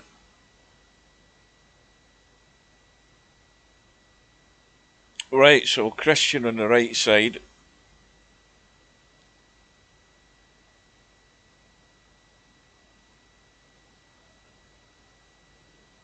Off we go.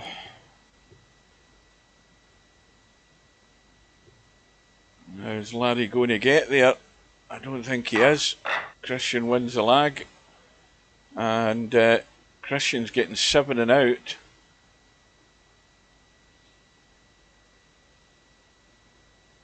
Race 4, of course.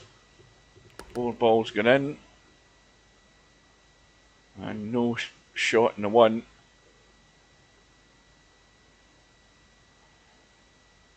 Well, if he pushes over to the left, he's going to leave like a long 1-7 combo, but he's played the shot.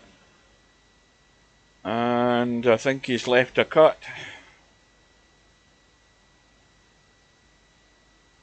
He might have been better to have played the push out up to the sort of top left. He would have only left Larry a 1-7 combo at a big distance.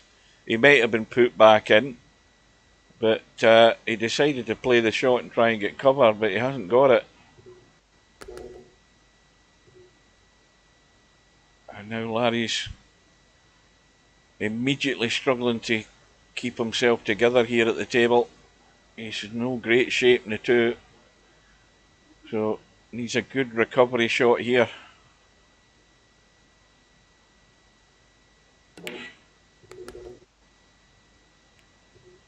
And that's not bad. Because all he has to do is make sure he stays top side of the 5, so he's dropping down for the 6. And that's not going to be difficult.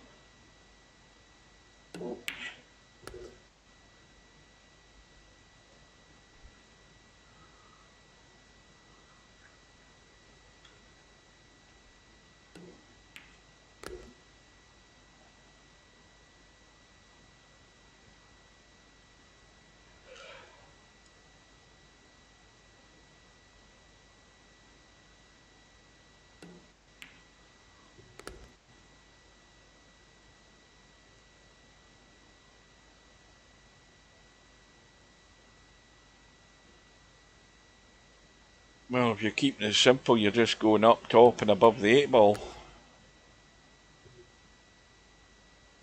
I don't think the 9's frozen to the rail, so this shouldn't be any sort of issue. Just roll through onto the rail.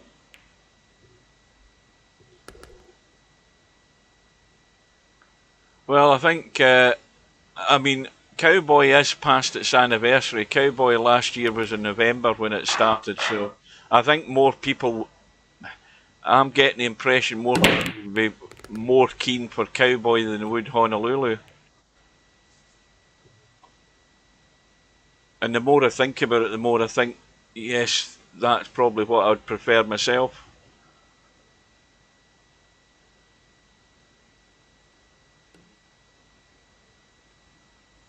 So Larry wins the first rat. He comes up dry, plays the push out. Now, there is a shot to duck away here with the cue ball, but you have to get the cue ball hidden. This 1 ball, well, again, Christian's not hanging about. He's decided he's going all out for everything, and that may well backfire. Well, there's basic shots in Cowboy. There's a basic rule that you should have in your armory in Cowboy, and that is, you know, the guys that have been watching will know what I was talking about last year, and it's a good basis to start with.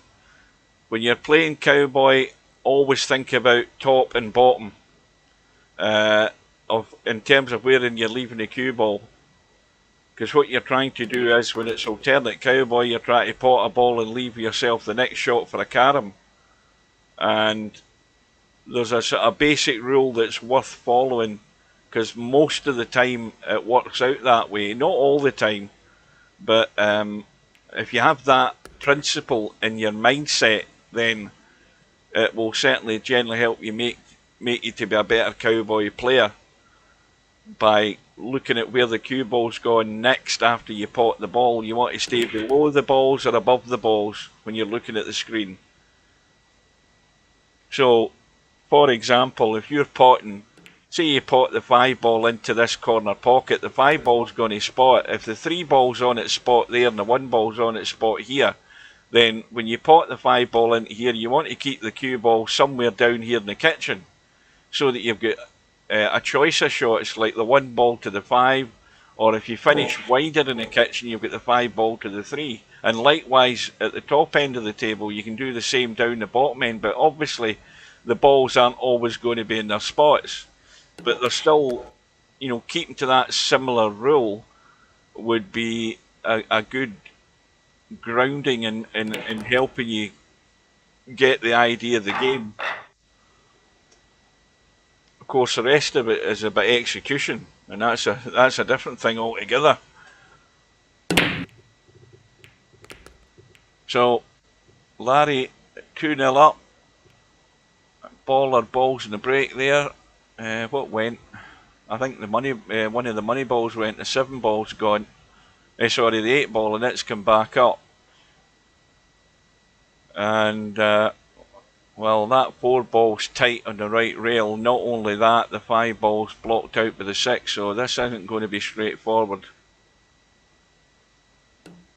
No, in basic cowboy coldest pillow, you could just keep potting balls until you got to 90, but in alternate cowboy, you have to pot a ball and then you have to carom a ball in the next shot, and that's what makes alternate cowboy a lot more difficult, a lot more challenging. When we used to play cowboy in VP3, that was the only type of game that there was, just standard cowboy, where, you know, even I could run to 90 and then get to the caroms in that game. Plus, we only ever played it in a 9-foot table in VP3, so it was a lot easier.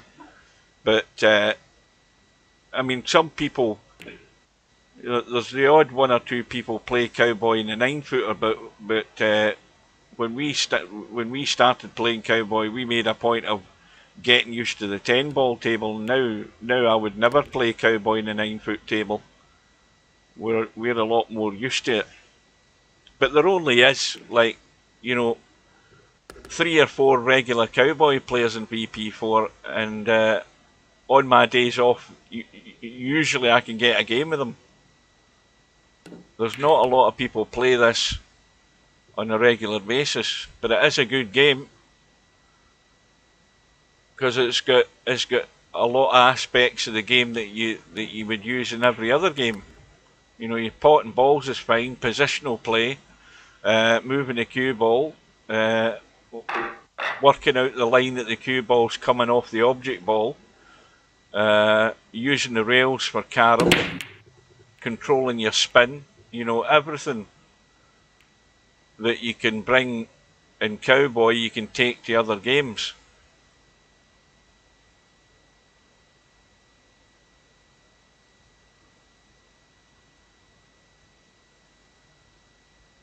There's that, I've got that video on my YouTube channel where Yamaguchi Taru last year, I think he ran to 101 and out maybe on 2 or 3 occasions, but I've got the video of him doing it against one guy.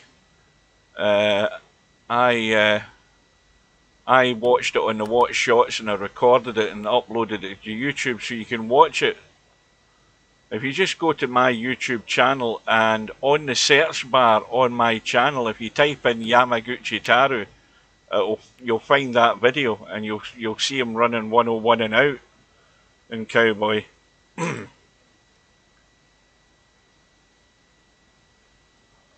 Well, Chiku would be deadly in the caroms. And that's why when you play somebody like him, it's imperative that you get to the caroms long before he does, to give yourself a chance.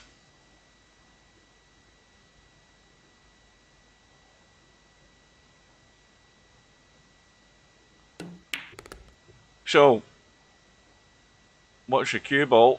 Uh-oh. Well, Larry's got himself in trouble again. Caught the point, nailed himself behind the 9. I don't know whether he's got much room to work with this cue ball here. He might be too tight to the 9. Oh no, he's, in fact, if he's going to get to the 5 that way, he's going to have to jack up and spin the cue ball to the rail. It's tough.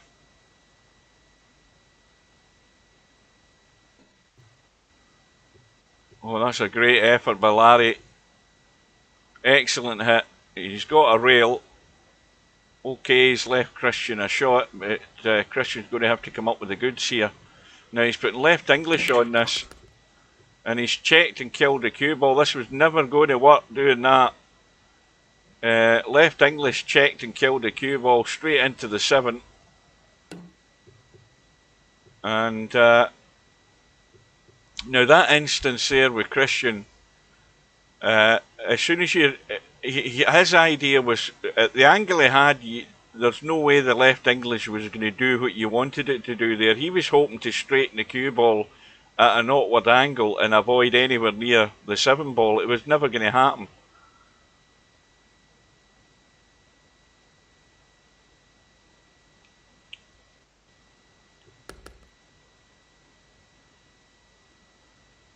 So this is just straight back across the table in the gap between the 8 and 9, unless he wants to stay above the side pocket in the left. And I think he's coming into the gap. Yeah. And he's controlled it well enough.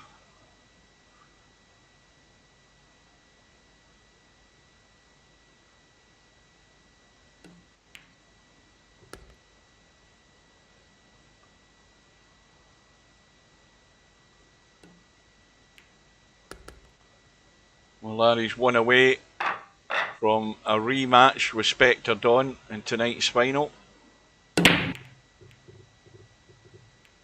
2 balls going in. 1 ball is on into the side. Little dink through past the 6. Has he got enough angle? I think he can brush off the 6 and still be in the 3. No, he's making sure he doesn't get involved with it, so he's drawing. The problem with that is he's getting into it too much and he's going to hook himself. Well, I didn't see anything wrong with just brushing into the 6 and still leaving yourself on the 3. I think he'd be extremely unlucky not to, but Larry wanted to make sure, but the problem was he got into the cue ball too well. Now, was that a legal shot? I think it was. Yes, it was. But he's given Christian a lifeline.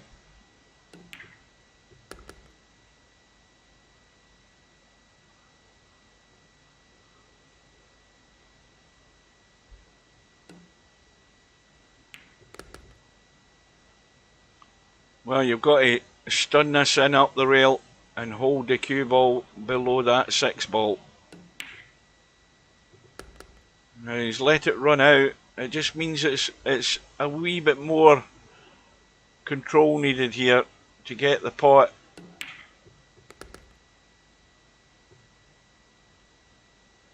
Well, now he should be definitely good to go.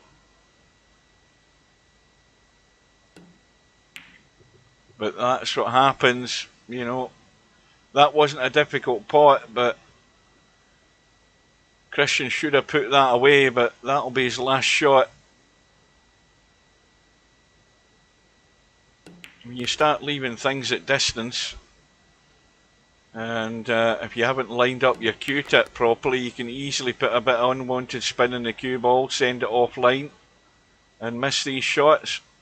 And this is where you do need to have better positional play. So Christian was found wanting a wee bit there. And Larry through for a rematch. I'm just going to tab out for a minute. I'll be back in a second. No doubt Spectre Dawn won't be in a hurry to get into the room.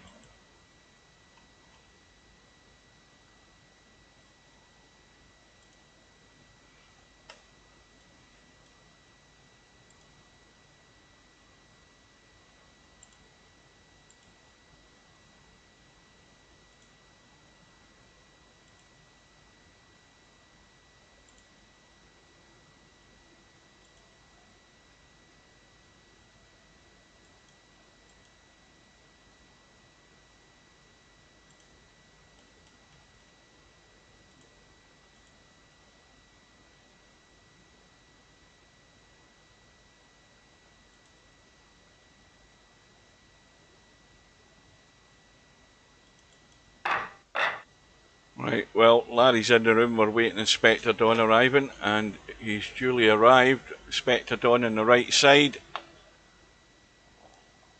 No, no handicap.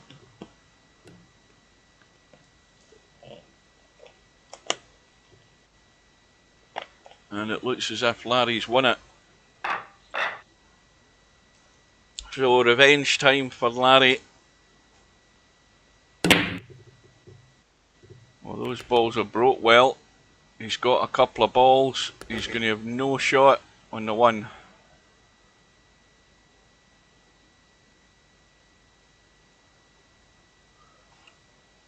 Well, he'd do no harm just pushing into the gap between the 6 and 7. He's not going to leave a pot on. See, this way he's left a pot on. Now, if he'd pushed through into the gap, he hadn't left a pot on. The one ball's too far past the side pocket to be trying cutting that in from that angle, and it doesn't go past the 2. And what he's done is he's given Spectre Don a shot there, and this will be the first rack gone. Now, I don't know why Larry didn't see that as a better option. Roll through to the gap, leave him a shot in the 1 but no pot in the 1. The chances are Larry might have been put back in. But playing to where he did play, if the general idea from Larry there was to put some bait in the table there for Spectre Don, he's always going to take it. I think my idea was a better idea.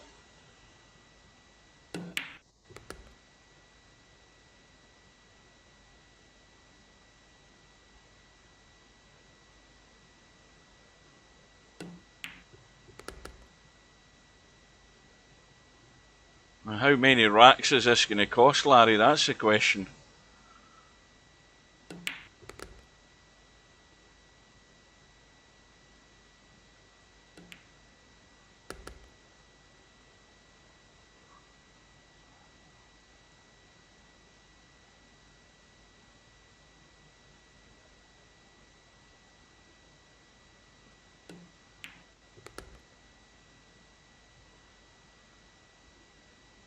Well, the one person that hasn't been in tonight is Spectre, to ask him how Spectre Don's getting on with his new eyes. He doesn't seem to be struggling a lot, it has to be said. 1 ball on the side, 2 ball bottom right hand corner, no shot in the 3. So Larry's been reprieved that Spectre Don doesn't have a shot.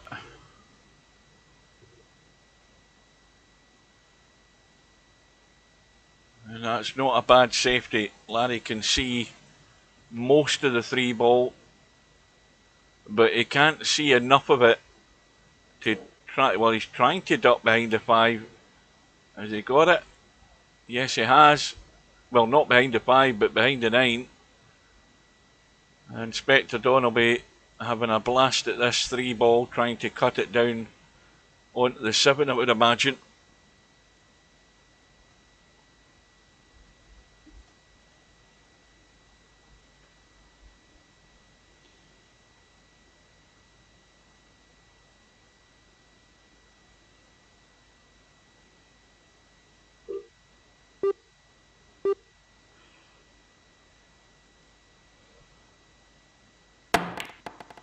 Oh no, he's went the other way. What a shot.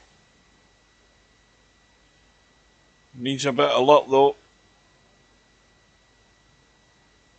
He's going to have to dig out another good one here.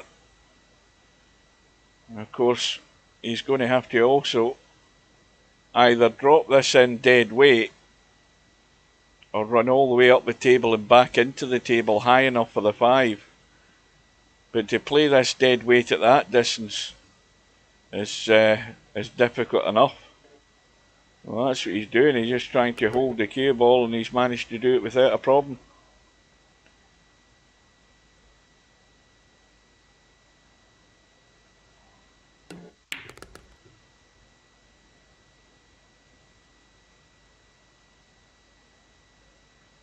So Larry didn't get the cue ball tight behind the ball he wanted to.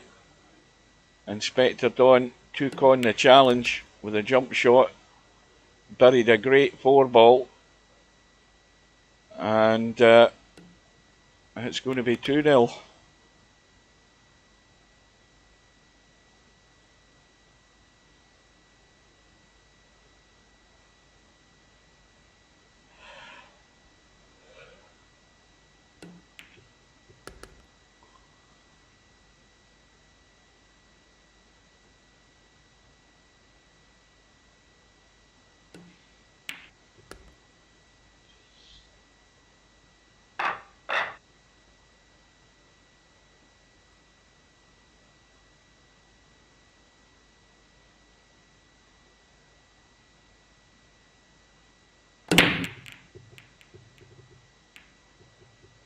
Well, again, it looks a great break, but this time I don't think anything's gone. And even if Larry does get the 1 ball into the side, he's got no shot in the 2. So he's got to be looking at what the possibility is for a safety off that 2, and that's going to be tough to try and get the cue ball away from the 2 ball. I don't think there's much room there at all to do that. He could do it if he had the cue ball right over on the right side rail. He could do it from there, but anywhere in the table, he's going to find it virtually impossible to get the cue ball away from there. Now, where he has the cue ball there, that would have been fine. Now, he's got a second prize in the fact he hasn't left a 1 ball on. A wee bit lucky running there for Larry.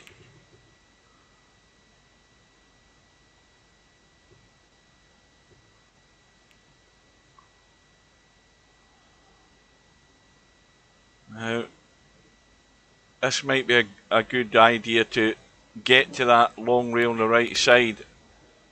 And this is where I was talking about. If you can get to this side, it's then a lot easier to thin the 2 and duck away up table. But he's got to put a bit of English on this to spin this over to the left.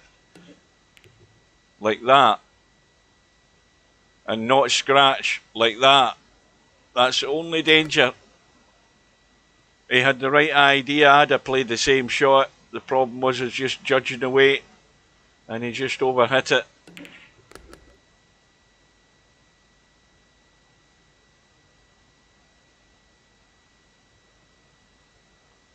Well, this is going to have to go across the table a couple of times.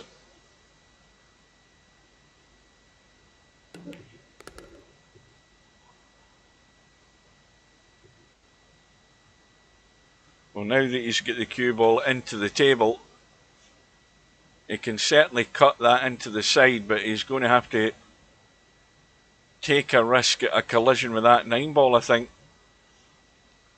I mean, it's very thin. In fact, he's more than likely looking at it into the corner now because of that.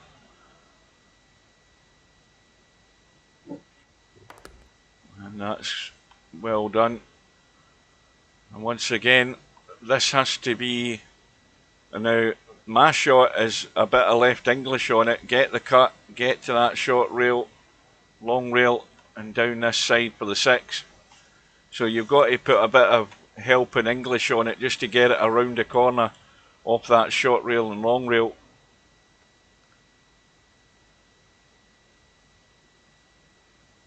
Got a bit of left on it. Gone in behind the 9. He's just got to watch the weight. Just a wee bit too heavy. Now again, without trying anything acrobatic, you know, let the cue ball roll out. It's going to roll out to here. You'll have a cut in the 7 because it's very thin. In fact, I'm looking at the line it's going to take off the 6. He's checked it up to hold it. Yeah, that's even better.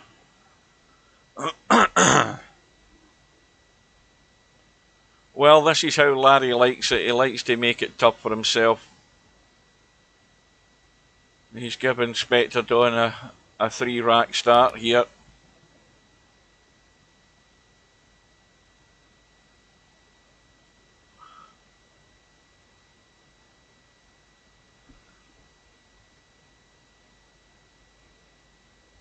Well, he was bad enough without getting his bloody eyes fixed, wasn't he?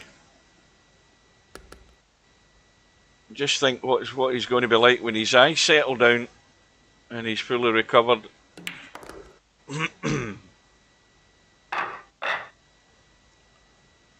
Well, Larry's had his wake-up call. 3-0 down, expected on breaking.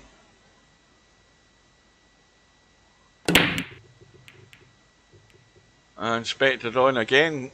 He's getting good enough breaks, but there are not enough balls going in. So Larry's got well, he's got a start. He's got one of these dodgy sort of close-up cuts to try and read first of all. And that caught the jaw, but it went in.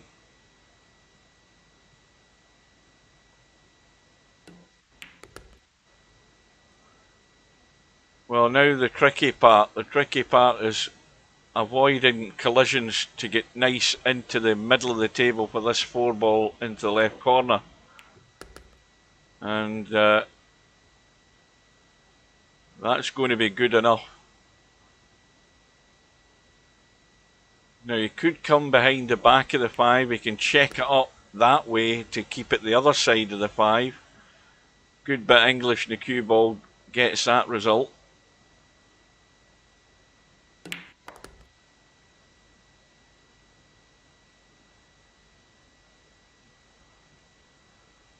Now with this one, he can either go across into the gap with the 7 and 9 or let the cue ball run out and spin to get around these rails and out, but the 8-ball might get in the way.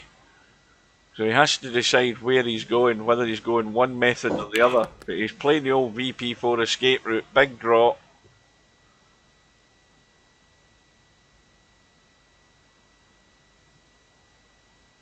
Should be through to the rail and out. So Larry's going to get himself on the board with a chance in rack number 5 to get, hopefully for him, a break, a shot, a ball, and a chance to run out to get right back into it.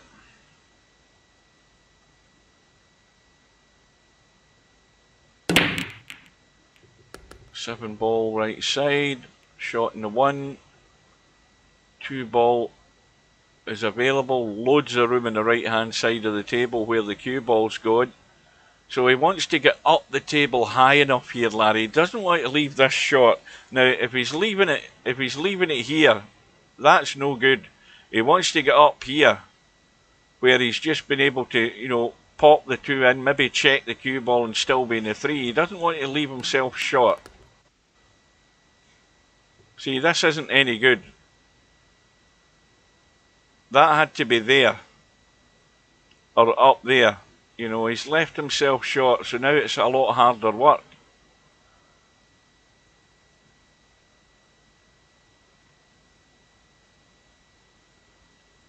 Now, in fact, that 3-ball didn't go past the 8, so my bad for that.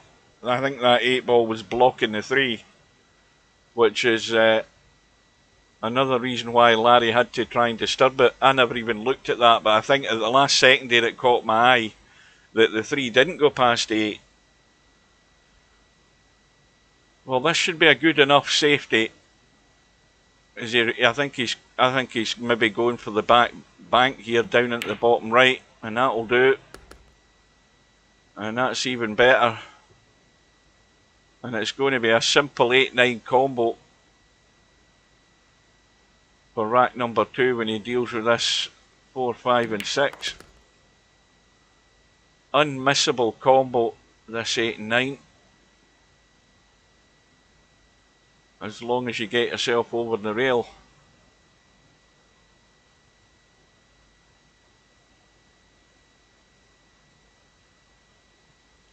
Well, you can go forward and around behind the 6 if the angle's helping you do that. Looks like Larry's going in the short side, hitting it, yeah.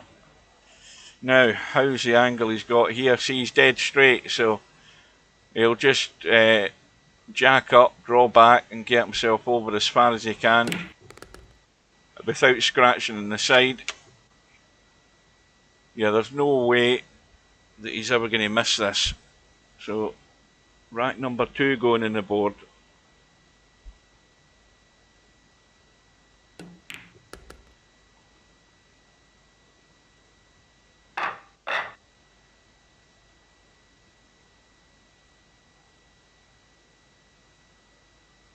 Well, this week's Friday night 9-ball was always going to be quiet because people have got family and all of that stuff going on for the week.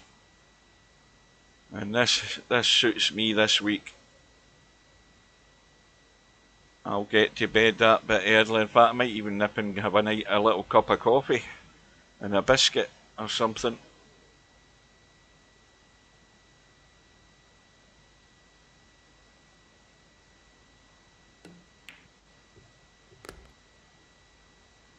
Well, Larry got what he didn't want. I mean, these balls are all splitting apart great. But Larry's come up dry. And of course, Spectre Dawn's got a wide open table and the inevitable's going to happen.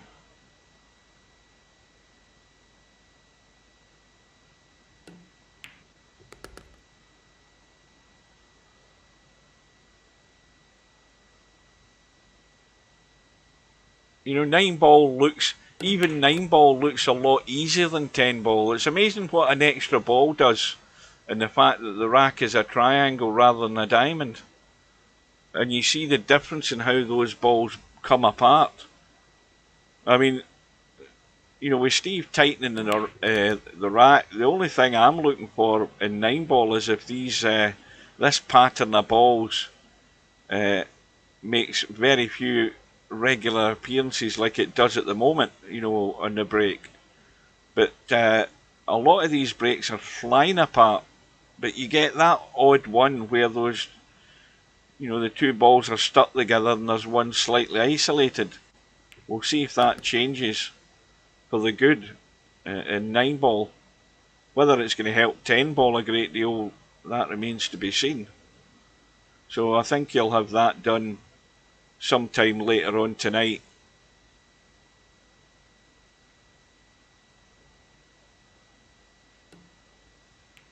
He could also do it when he gets up in the morning, his time. So it might be sort of later on in the afternoon tomorrow before the update. Just depends when he remembers to do it.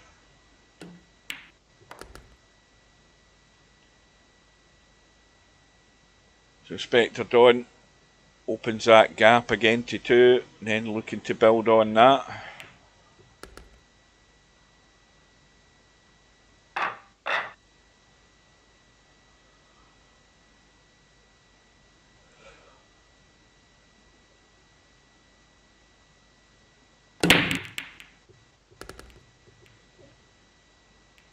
Another good break, 2 balls going to get in as well.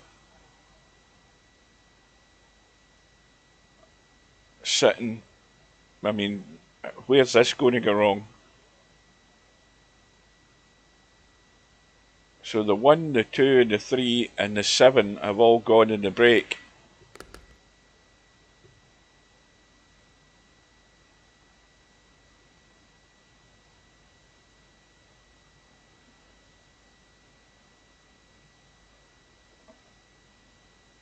And that's not what Larry wanted.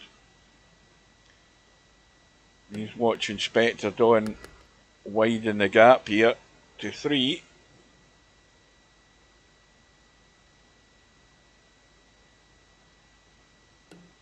I'm surprised Stubb didn't get himself in this week because he was on for the hat-trick. I'm very surprised he didn't play because he obviously was available because he was messing about in the bloody room when we were covering that match. The match with Matt and SemiPro. So now Larry's got all his hard work to start again.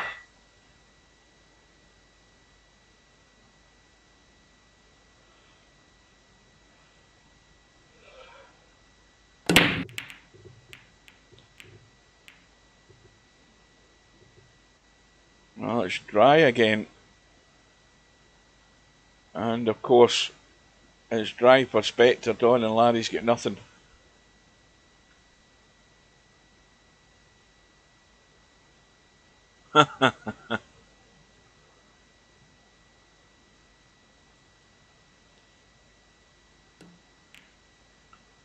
Stubb lives in one of these little fantasy worlds.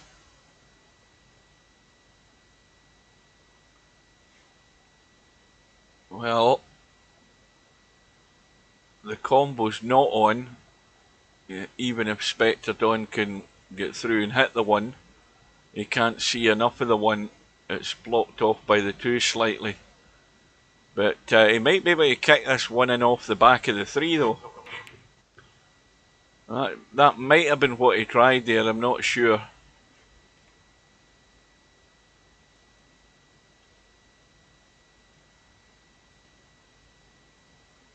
Well, Larry's got to get this extremely thin because if he's playing it right side, he's going to push this towards the pocket. So he's staying at that end of the table. A wise move. And he's got the cover.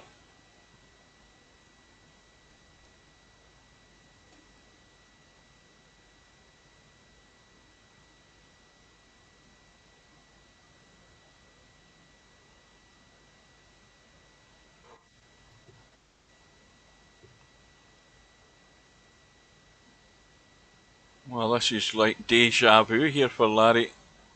Fairly similar shot.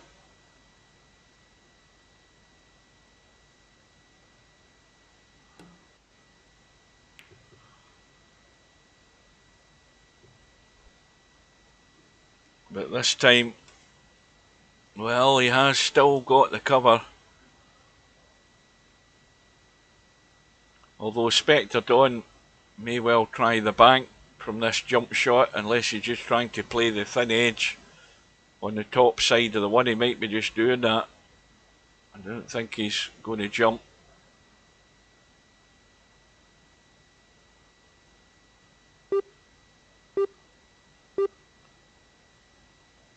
That's not his jump stick, is it? Well, he did. Maybe it was his jump stick. And he did attempt the bank, and it's... Oh, well, I thought it was going to drop there.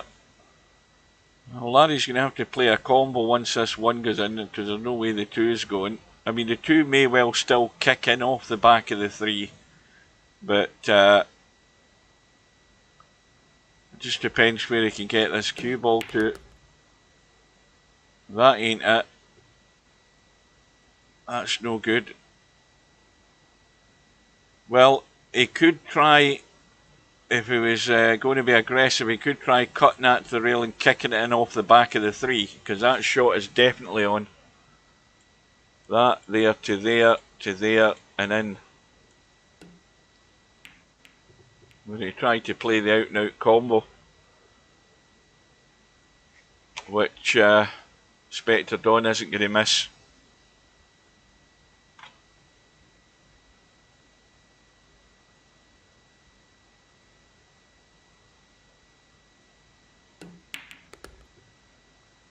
And the only danger there was that the two balls going to stay tucked behind the six. He's fine. So it's looking ominous here for Larry. Spectre Dawn threatening to run away with this, because he certainly should be 6-2 up in a minute.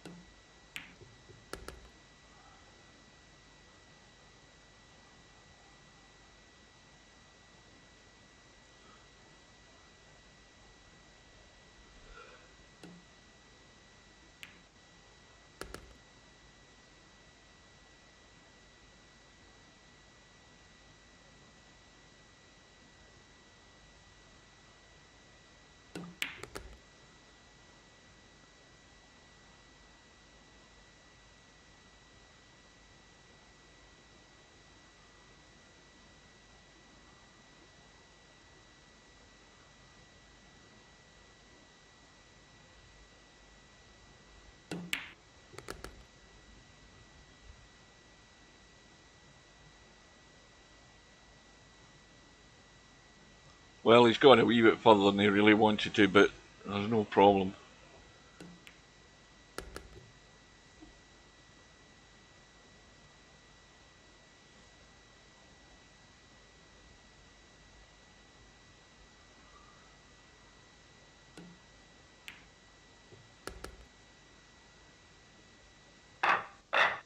Well, Larry's going to need some big help here.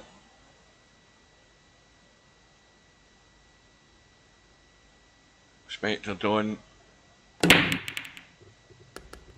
Well, he's going to give this match away if he's going to lose it from 6-2 up. And as long as he keeps getting balls in the break, not a lot Larry can do about it. But this rack isn't going to be quite as simple. 4 balls nailed to the rail, 5 balls blocking it into the bottom corner, and well, it ain't frozen. But the test here is the fact now that the 2 balls blocked. Played a nice little combo again. Cue ball stays in play. Now, is he going to leave an angle on this 3? He's got the angle. The problem is the 6 balls in the way. So he may well be looking to get into the gap, I would think, or get to the rail and play the combo with the 4 and 5. That's the simplest thing, but he's underhit that. He really wanted to be right on the rail to play this. Needed to run another, 6-7 inches there onto the rail. And that's possibly what's caused him to miss it. Now, 4 ball will go. And that's a reprieve for Larry. Larry needs his break to work immediately here if he's going to give himself half a chance to get back in it.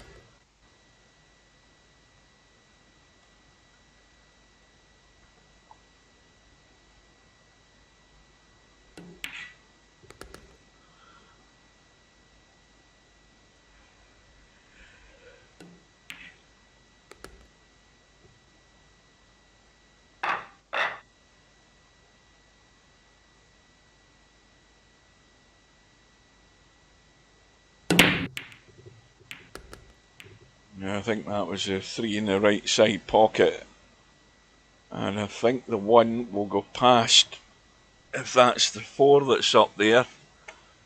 Yeah, it will go past the 4. Now he's nothing to do other than roll this in and just roll out for the 2.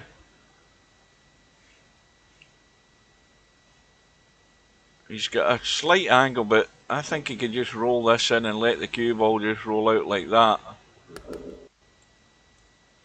And all the room in the world to get on this 4 ball.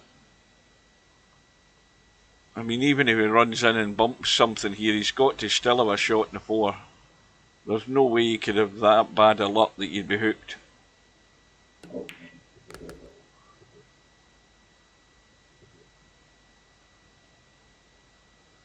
Well, the only other doubt is the 7, which clearly goes comfortably into the side pocket. But for that to happen, you've got to get on that 5 and either be rolling the 6 down into the corner here, which is what he's going to end up doing. In fact, he's actually gone too straight in this. He's dead straight in this 5 ball.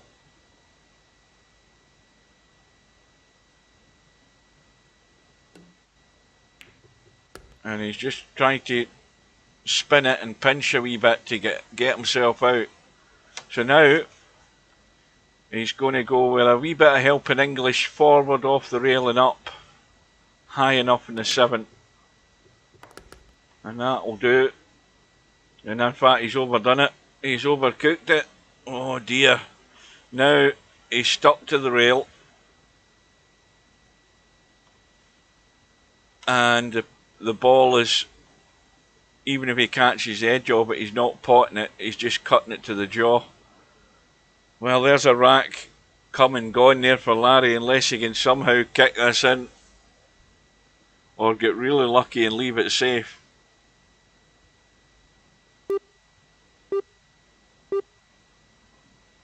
Is he going to blast this and try and thin cut it to the rail?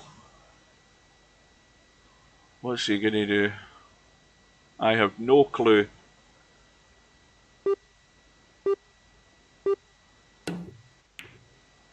Well, he had a good go at it.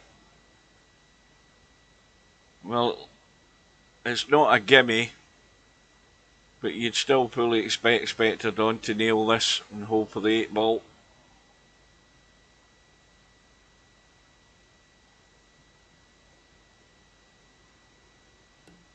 Oh dear. Oh dear. Well, Larry won't be giving that back. So the mistake by Spectre Dawn, you can blame it on mouse farts or whatever, but what he's done is he's accidentally hit the cue ball there when he had his finger on the S button and shot when he didn't mean to. That's the only way you can do that, and I've done it plenty of times. Now, is that maybe a mistake that could be a turning point for Larry? Well, it's certainly a big 2-rack swing there. Larry back to within 2. Again, the ball's great. Now, the cue ball, oh dear, how's that for luck? The cue ball bumps the 4, knocks the 4 in, which wasn't going in, and then the cue ball spins across into the opposite corner pocket. How is that for luck? I mean, throw the guy a bone, for God's sake. Oh dear. That is horrible. Really horrible.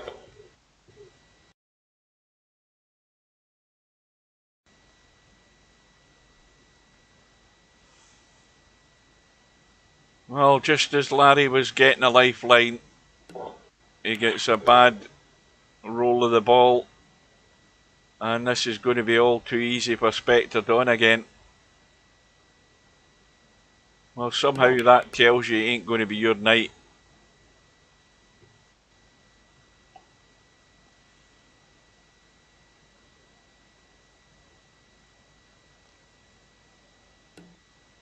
Well, Spud Boys arrived in the room just at the right time.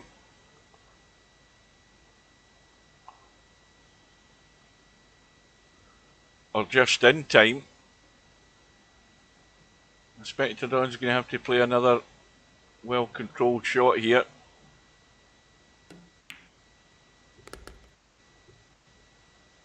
That'll do. Just a little stopper, I think. Depending on the angle he's got, but just jack up and kill it.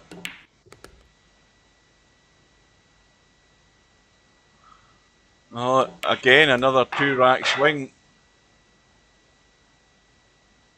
Or potentially anyway, assuming Larry would have run out if he'd stayed on the table.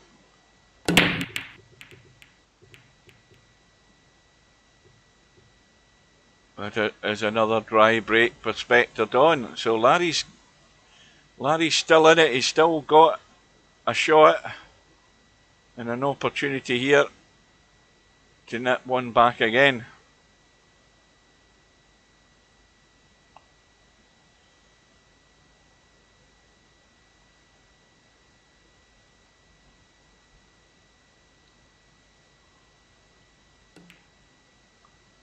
He's overcut that. He's overcut it. That's one of those ones that Steve says is easy.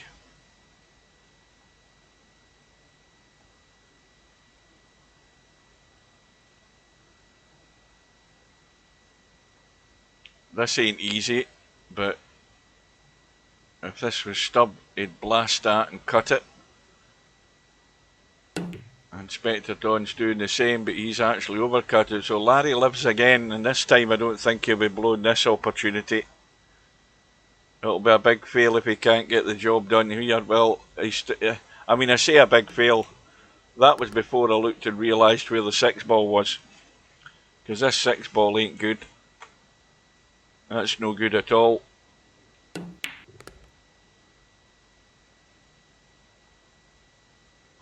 Now what he's going to have to do is leave an angle on that 4 if he can to try and stun back into the rail, pot the 4, cut the cue ball into the rail and try and bump into the 6 and 8 here and still have the shot in the 5.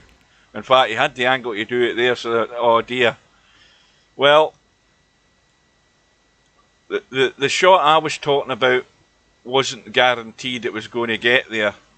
And the danger with that shot was what's just happened. He ended up hooking himself behind the 8, which was a bit unfortunate again. But Spectre Dawn's got an angle to get around the corner and out there, avoid the 9.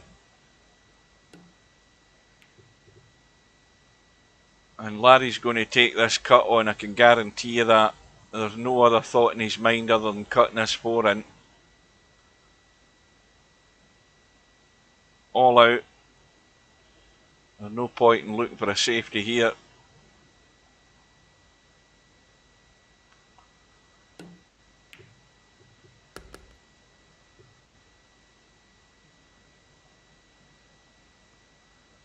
Now he can use the left long rail there into the corner, and he can go straight if he can come out on the right, but the danger's running too far right and scratching, and he's just got away with it. I think he was going past the pocket, but it's always dangerous doing it that way.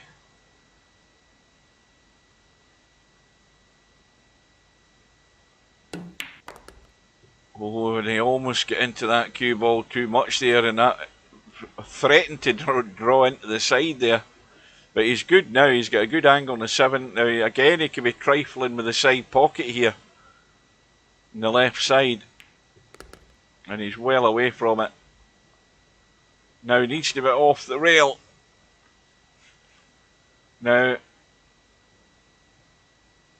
he can definitely go forward and just go around and come out, or stay in the short side like that, whatever's comfortable. We'll just be glad to get this on the board. Well, we haven't seen any of this pattern with these 3 balls on the break. The breaks have all blown wide open. And they have done again. But there's nothing threatening a pocket here. And it's all hinging on this 1 ball. I mean, it is a cut into the side pocket, and Spectre Dawn's having a go at it.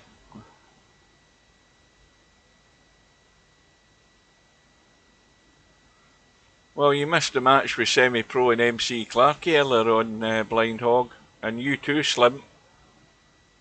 And you missed me pissing about with my PC because the guys were complaining about the audio, and then I messed it up. That's a great shot. That's unlucky though. Well, Spectre Dawn put Larry to the 1 loss side in the hot seat match, and Larry came through against Christian to get a rematch with with Spectre Dawn, and Spectre Dawn has just kicked there and locked Larry behind the 9. So it's getting tougher and tougher for Larry to survive.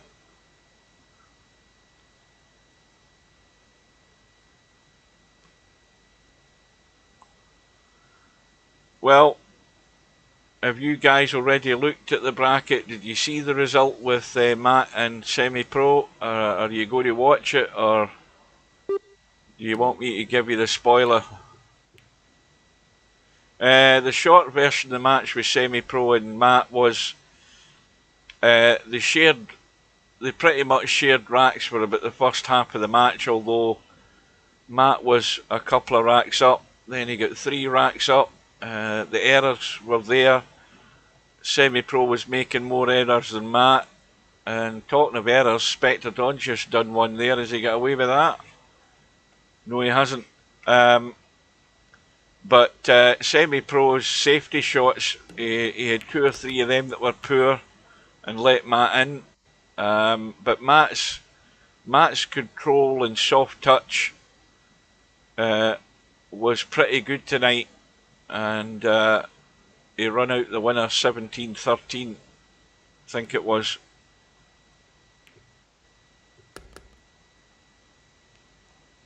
But the one player that made more mistakes was SemiPro, which is also a reason why, because there's been complaints about the 10 ball break, Steve's tweaked to rack, and there'll be an update for that which will be either later on tonight, your time, guys, or early tomorrow morning when Steve gets up. He's going to do an update, and he's tweaked all the racks in the game. So 9 ball will be a tighter rack, 10 ball a tighter rack, 8 ball a tighter rack, and we'll see whether that affects the brake. So that update is going to be coming.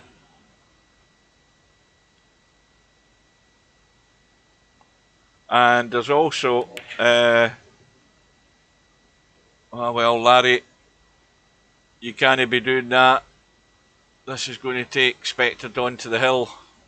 And if you go and look at the link for the league in the lobby, you'll see that there is one team in there, the VP4TV Tactical Geniuses team. It has been set up. There are no players in it because I haven't handed out any invites. I'll think about that tomorrow, but nobody else has got a team in it yet as far as we know.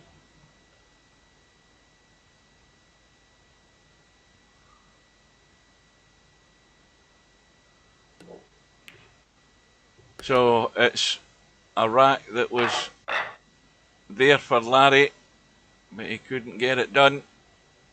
So Spectre Dawn breaking for the match. Now, the 9 ball tournament tonight was a lot quieter because of the... Now there's the pattern with the 3 balls, and Spectre Dawn is scratched. So that's at least twice tonight we've seen it. We saw it earlier when Steve was in watching, and he says that the tighter rack should reduce the amount of these happening. We'll soon find that out.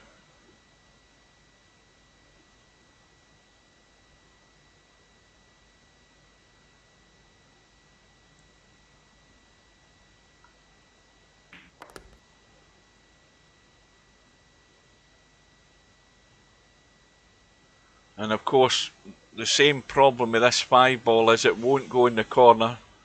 You have to get below it to play it in the side, just like earlier on tonight.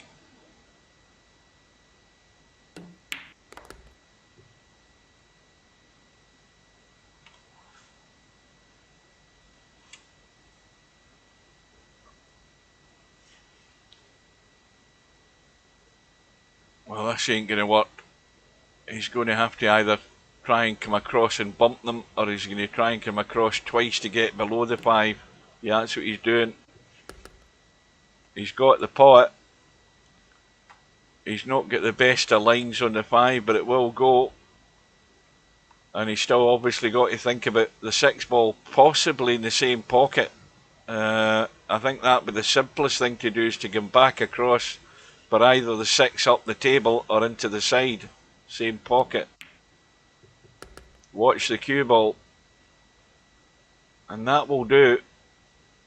That's not bad. Now what he should be doing is jacking up and holding the cue ball and just stunning this into the side. You know, you want to just dig in a wee bit, but he's just rolling it out. You know, he's playing it in the cinch method, which leaves him a wee bit awkward in the 7 and having to work the cue ball to get in the 9.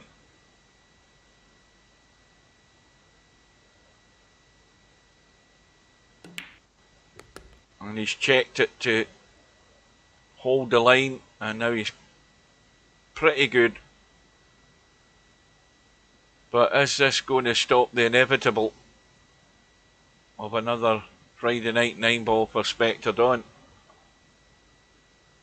Well, Larry needs his brake to be working from here on in. And he also needs a little bit of roll of the ball if he comes up dry. Well, the 8 ball's gone, 4 ball's gone, 1 ball. Is that the 1 ball that's there? Yes, it is. Now, he's just going to come back for the 2-5 combo, I would think. Is he? Or is he going to take some of this 2? And the angle he's got in the 2 is... It's a bit much of an angle to be holding this comfortably for a 2-5 combo. Yeah, the 1 does go, there's loads of room, and he's managed to kill it, and that's pretty good. But he's just got to try and hold the two. He's done that well also. Well, I hope you can, Slim, because there's no way I'm going to be anywhere around for any of those. I'm at work on the Sunday. I'm at work on New Year's Eve. So I'll watch that when I get home.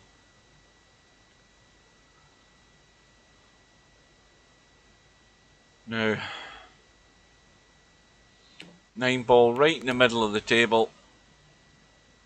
Has he gone and given himself a good enough angle? He's a bit straight again, you see. So he's again going to have to move the cue ball. And that's perfect this time. That was well done.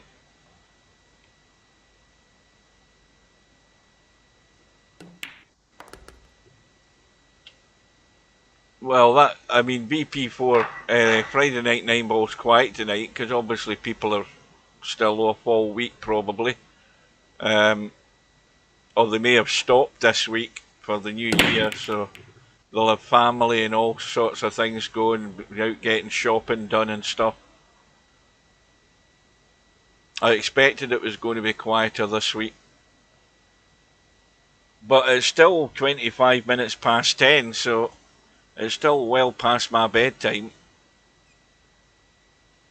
So Larry's break, well, just when he wants a good break, he's come up dry. But he has got the second prize, which I mentioned. He has to get a lucky roll where he's not leaving Spectre Dawn an easy start. And Larry's going to have first shout here now.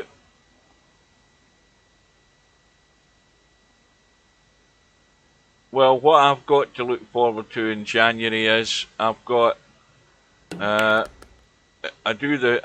work the first week in January, you know, once we go back to work, that is.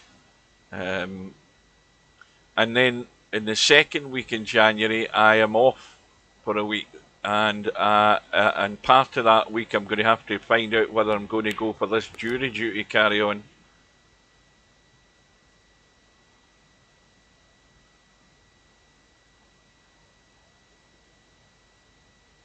Well, Larry, I think, can go forward to the rail and check the cue ball. No, he's actually just drawn off it. But again, he's just gone a wee bit too far, but loads of room.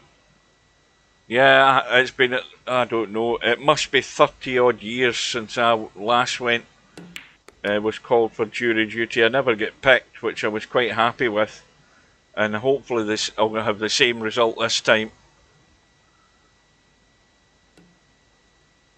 No, jury duty. It's just an inconvenience. But I'll need to read the document again that I got. I've already confirmed that I've got the document. That's the first thing you have to do. You have to acknowledge that you've received a citation. And then you have to then phone a number on the night before to find out if you have to go in on the Monday. Which I probably will do anyway. Because as far as I know, it's only when you turn up in court that they then choose the jury, so you have to physically be there. I'd be surprised if I don't have to actually go in. Well, somehow Larry's got it back to Hill. So here we go. I don't know what you get. I honestly haven't a clue. I don't imagine you get anything for nothing. Well, this time Larry's got a ball, but it's backfired the other way. He's got no shot. The 8 ball is gone.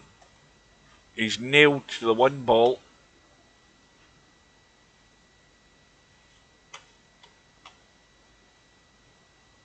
This is difficult to keep safe.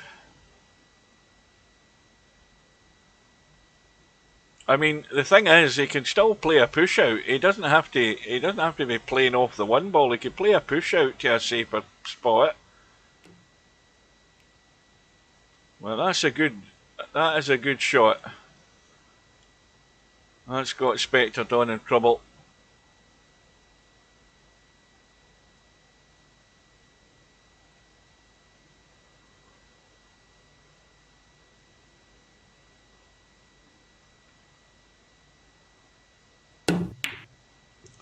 I think that was a good hit. I think he hit the one before he brushed the 4. Yep. So, the cut in the 1 bolt, he could go 2 rails, back out into the table for the 2.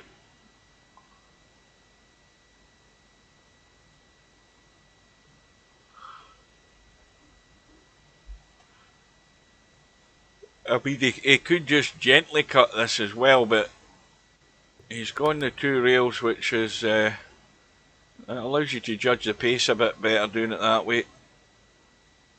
Now, quick look at this 5. I think the 5 goes into the side, so there's no problem there. The only problem is where the 4 ball is. He's just got to make sure he gets bottom half of the table, or top half of the table as we look. And he's got loads of room to get there, so Larry should be pinching this. He always likes to make things difficult for himself. But he may well be getting revenge on Spectre Dawn for sending him to the 1 lost side.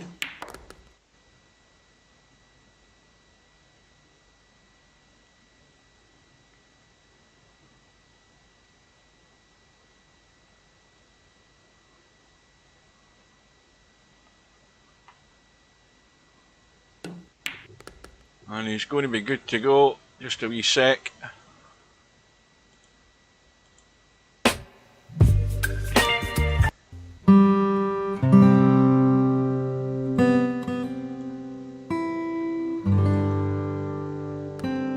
So Larry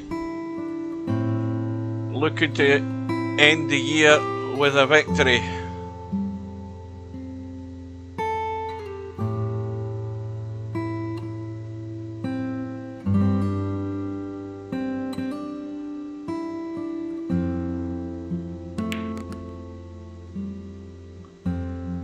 Watch the cue ball. He's going to be hooked, is he? Oh, goodness me. He's okay.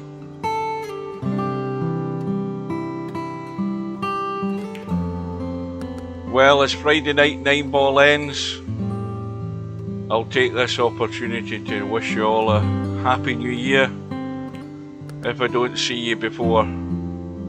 So well done to Larry battling through, and it's good night from VP4TV, and we'll see you later, folks.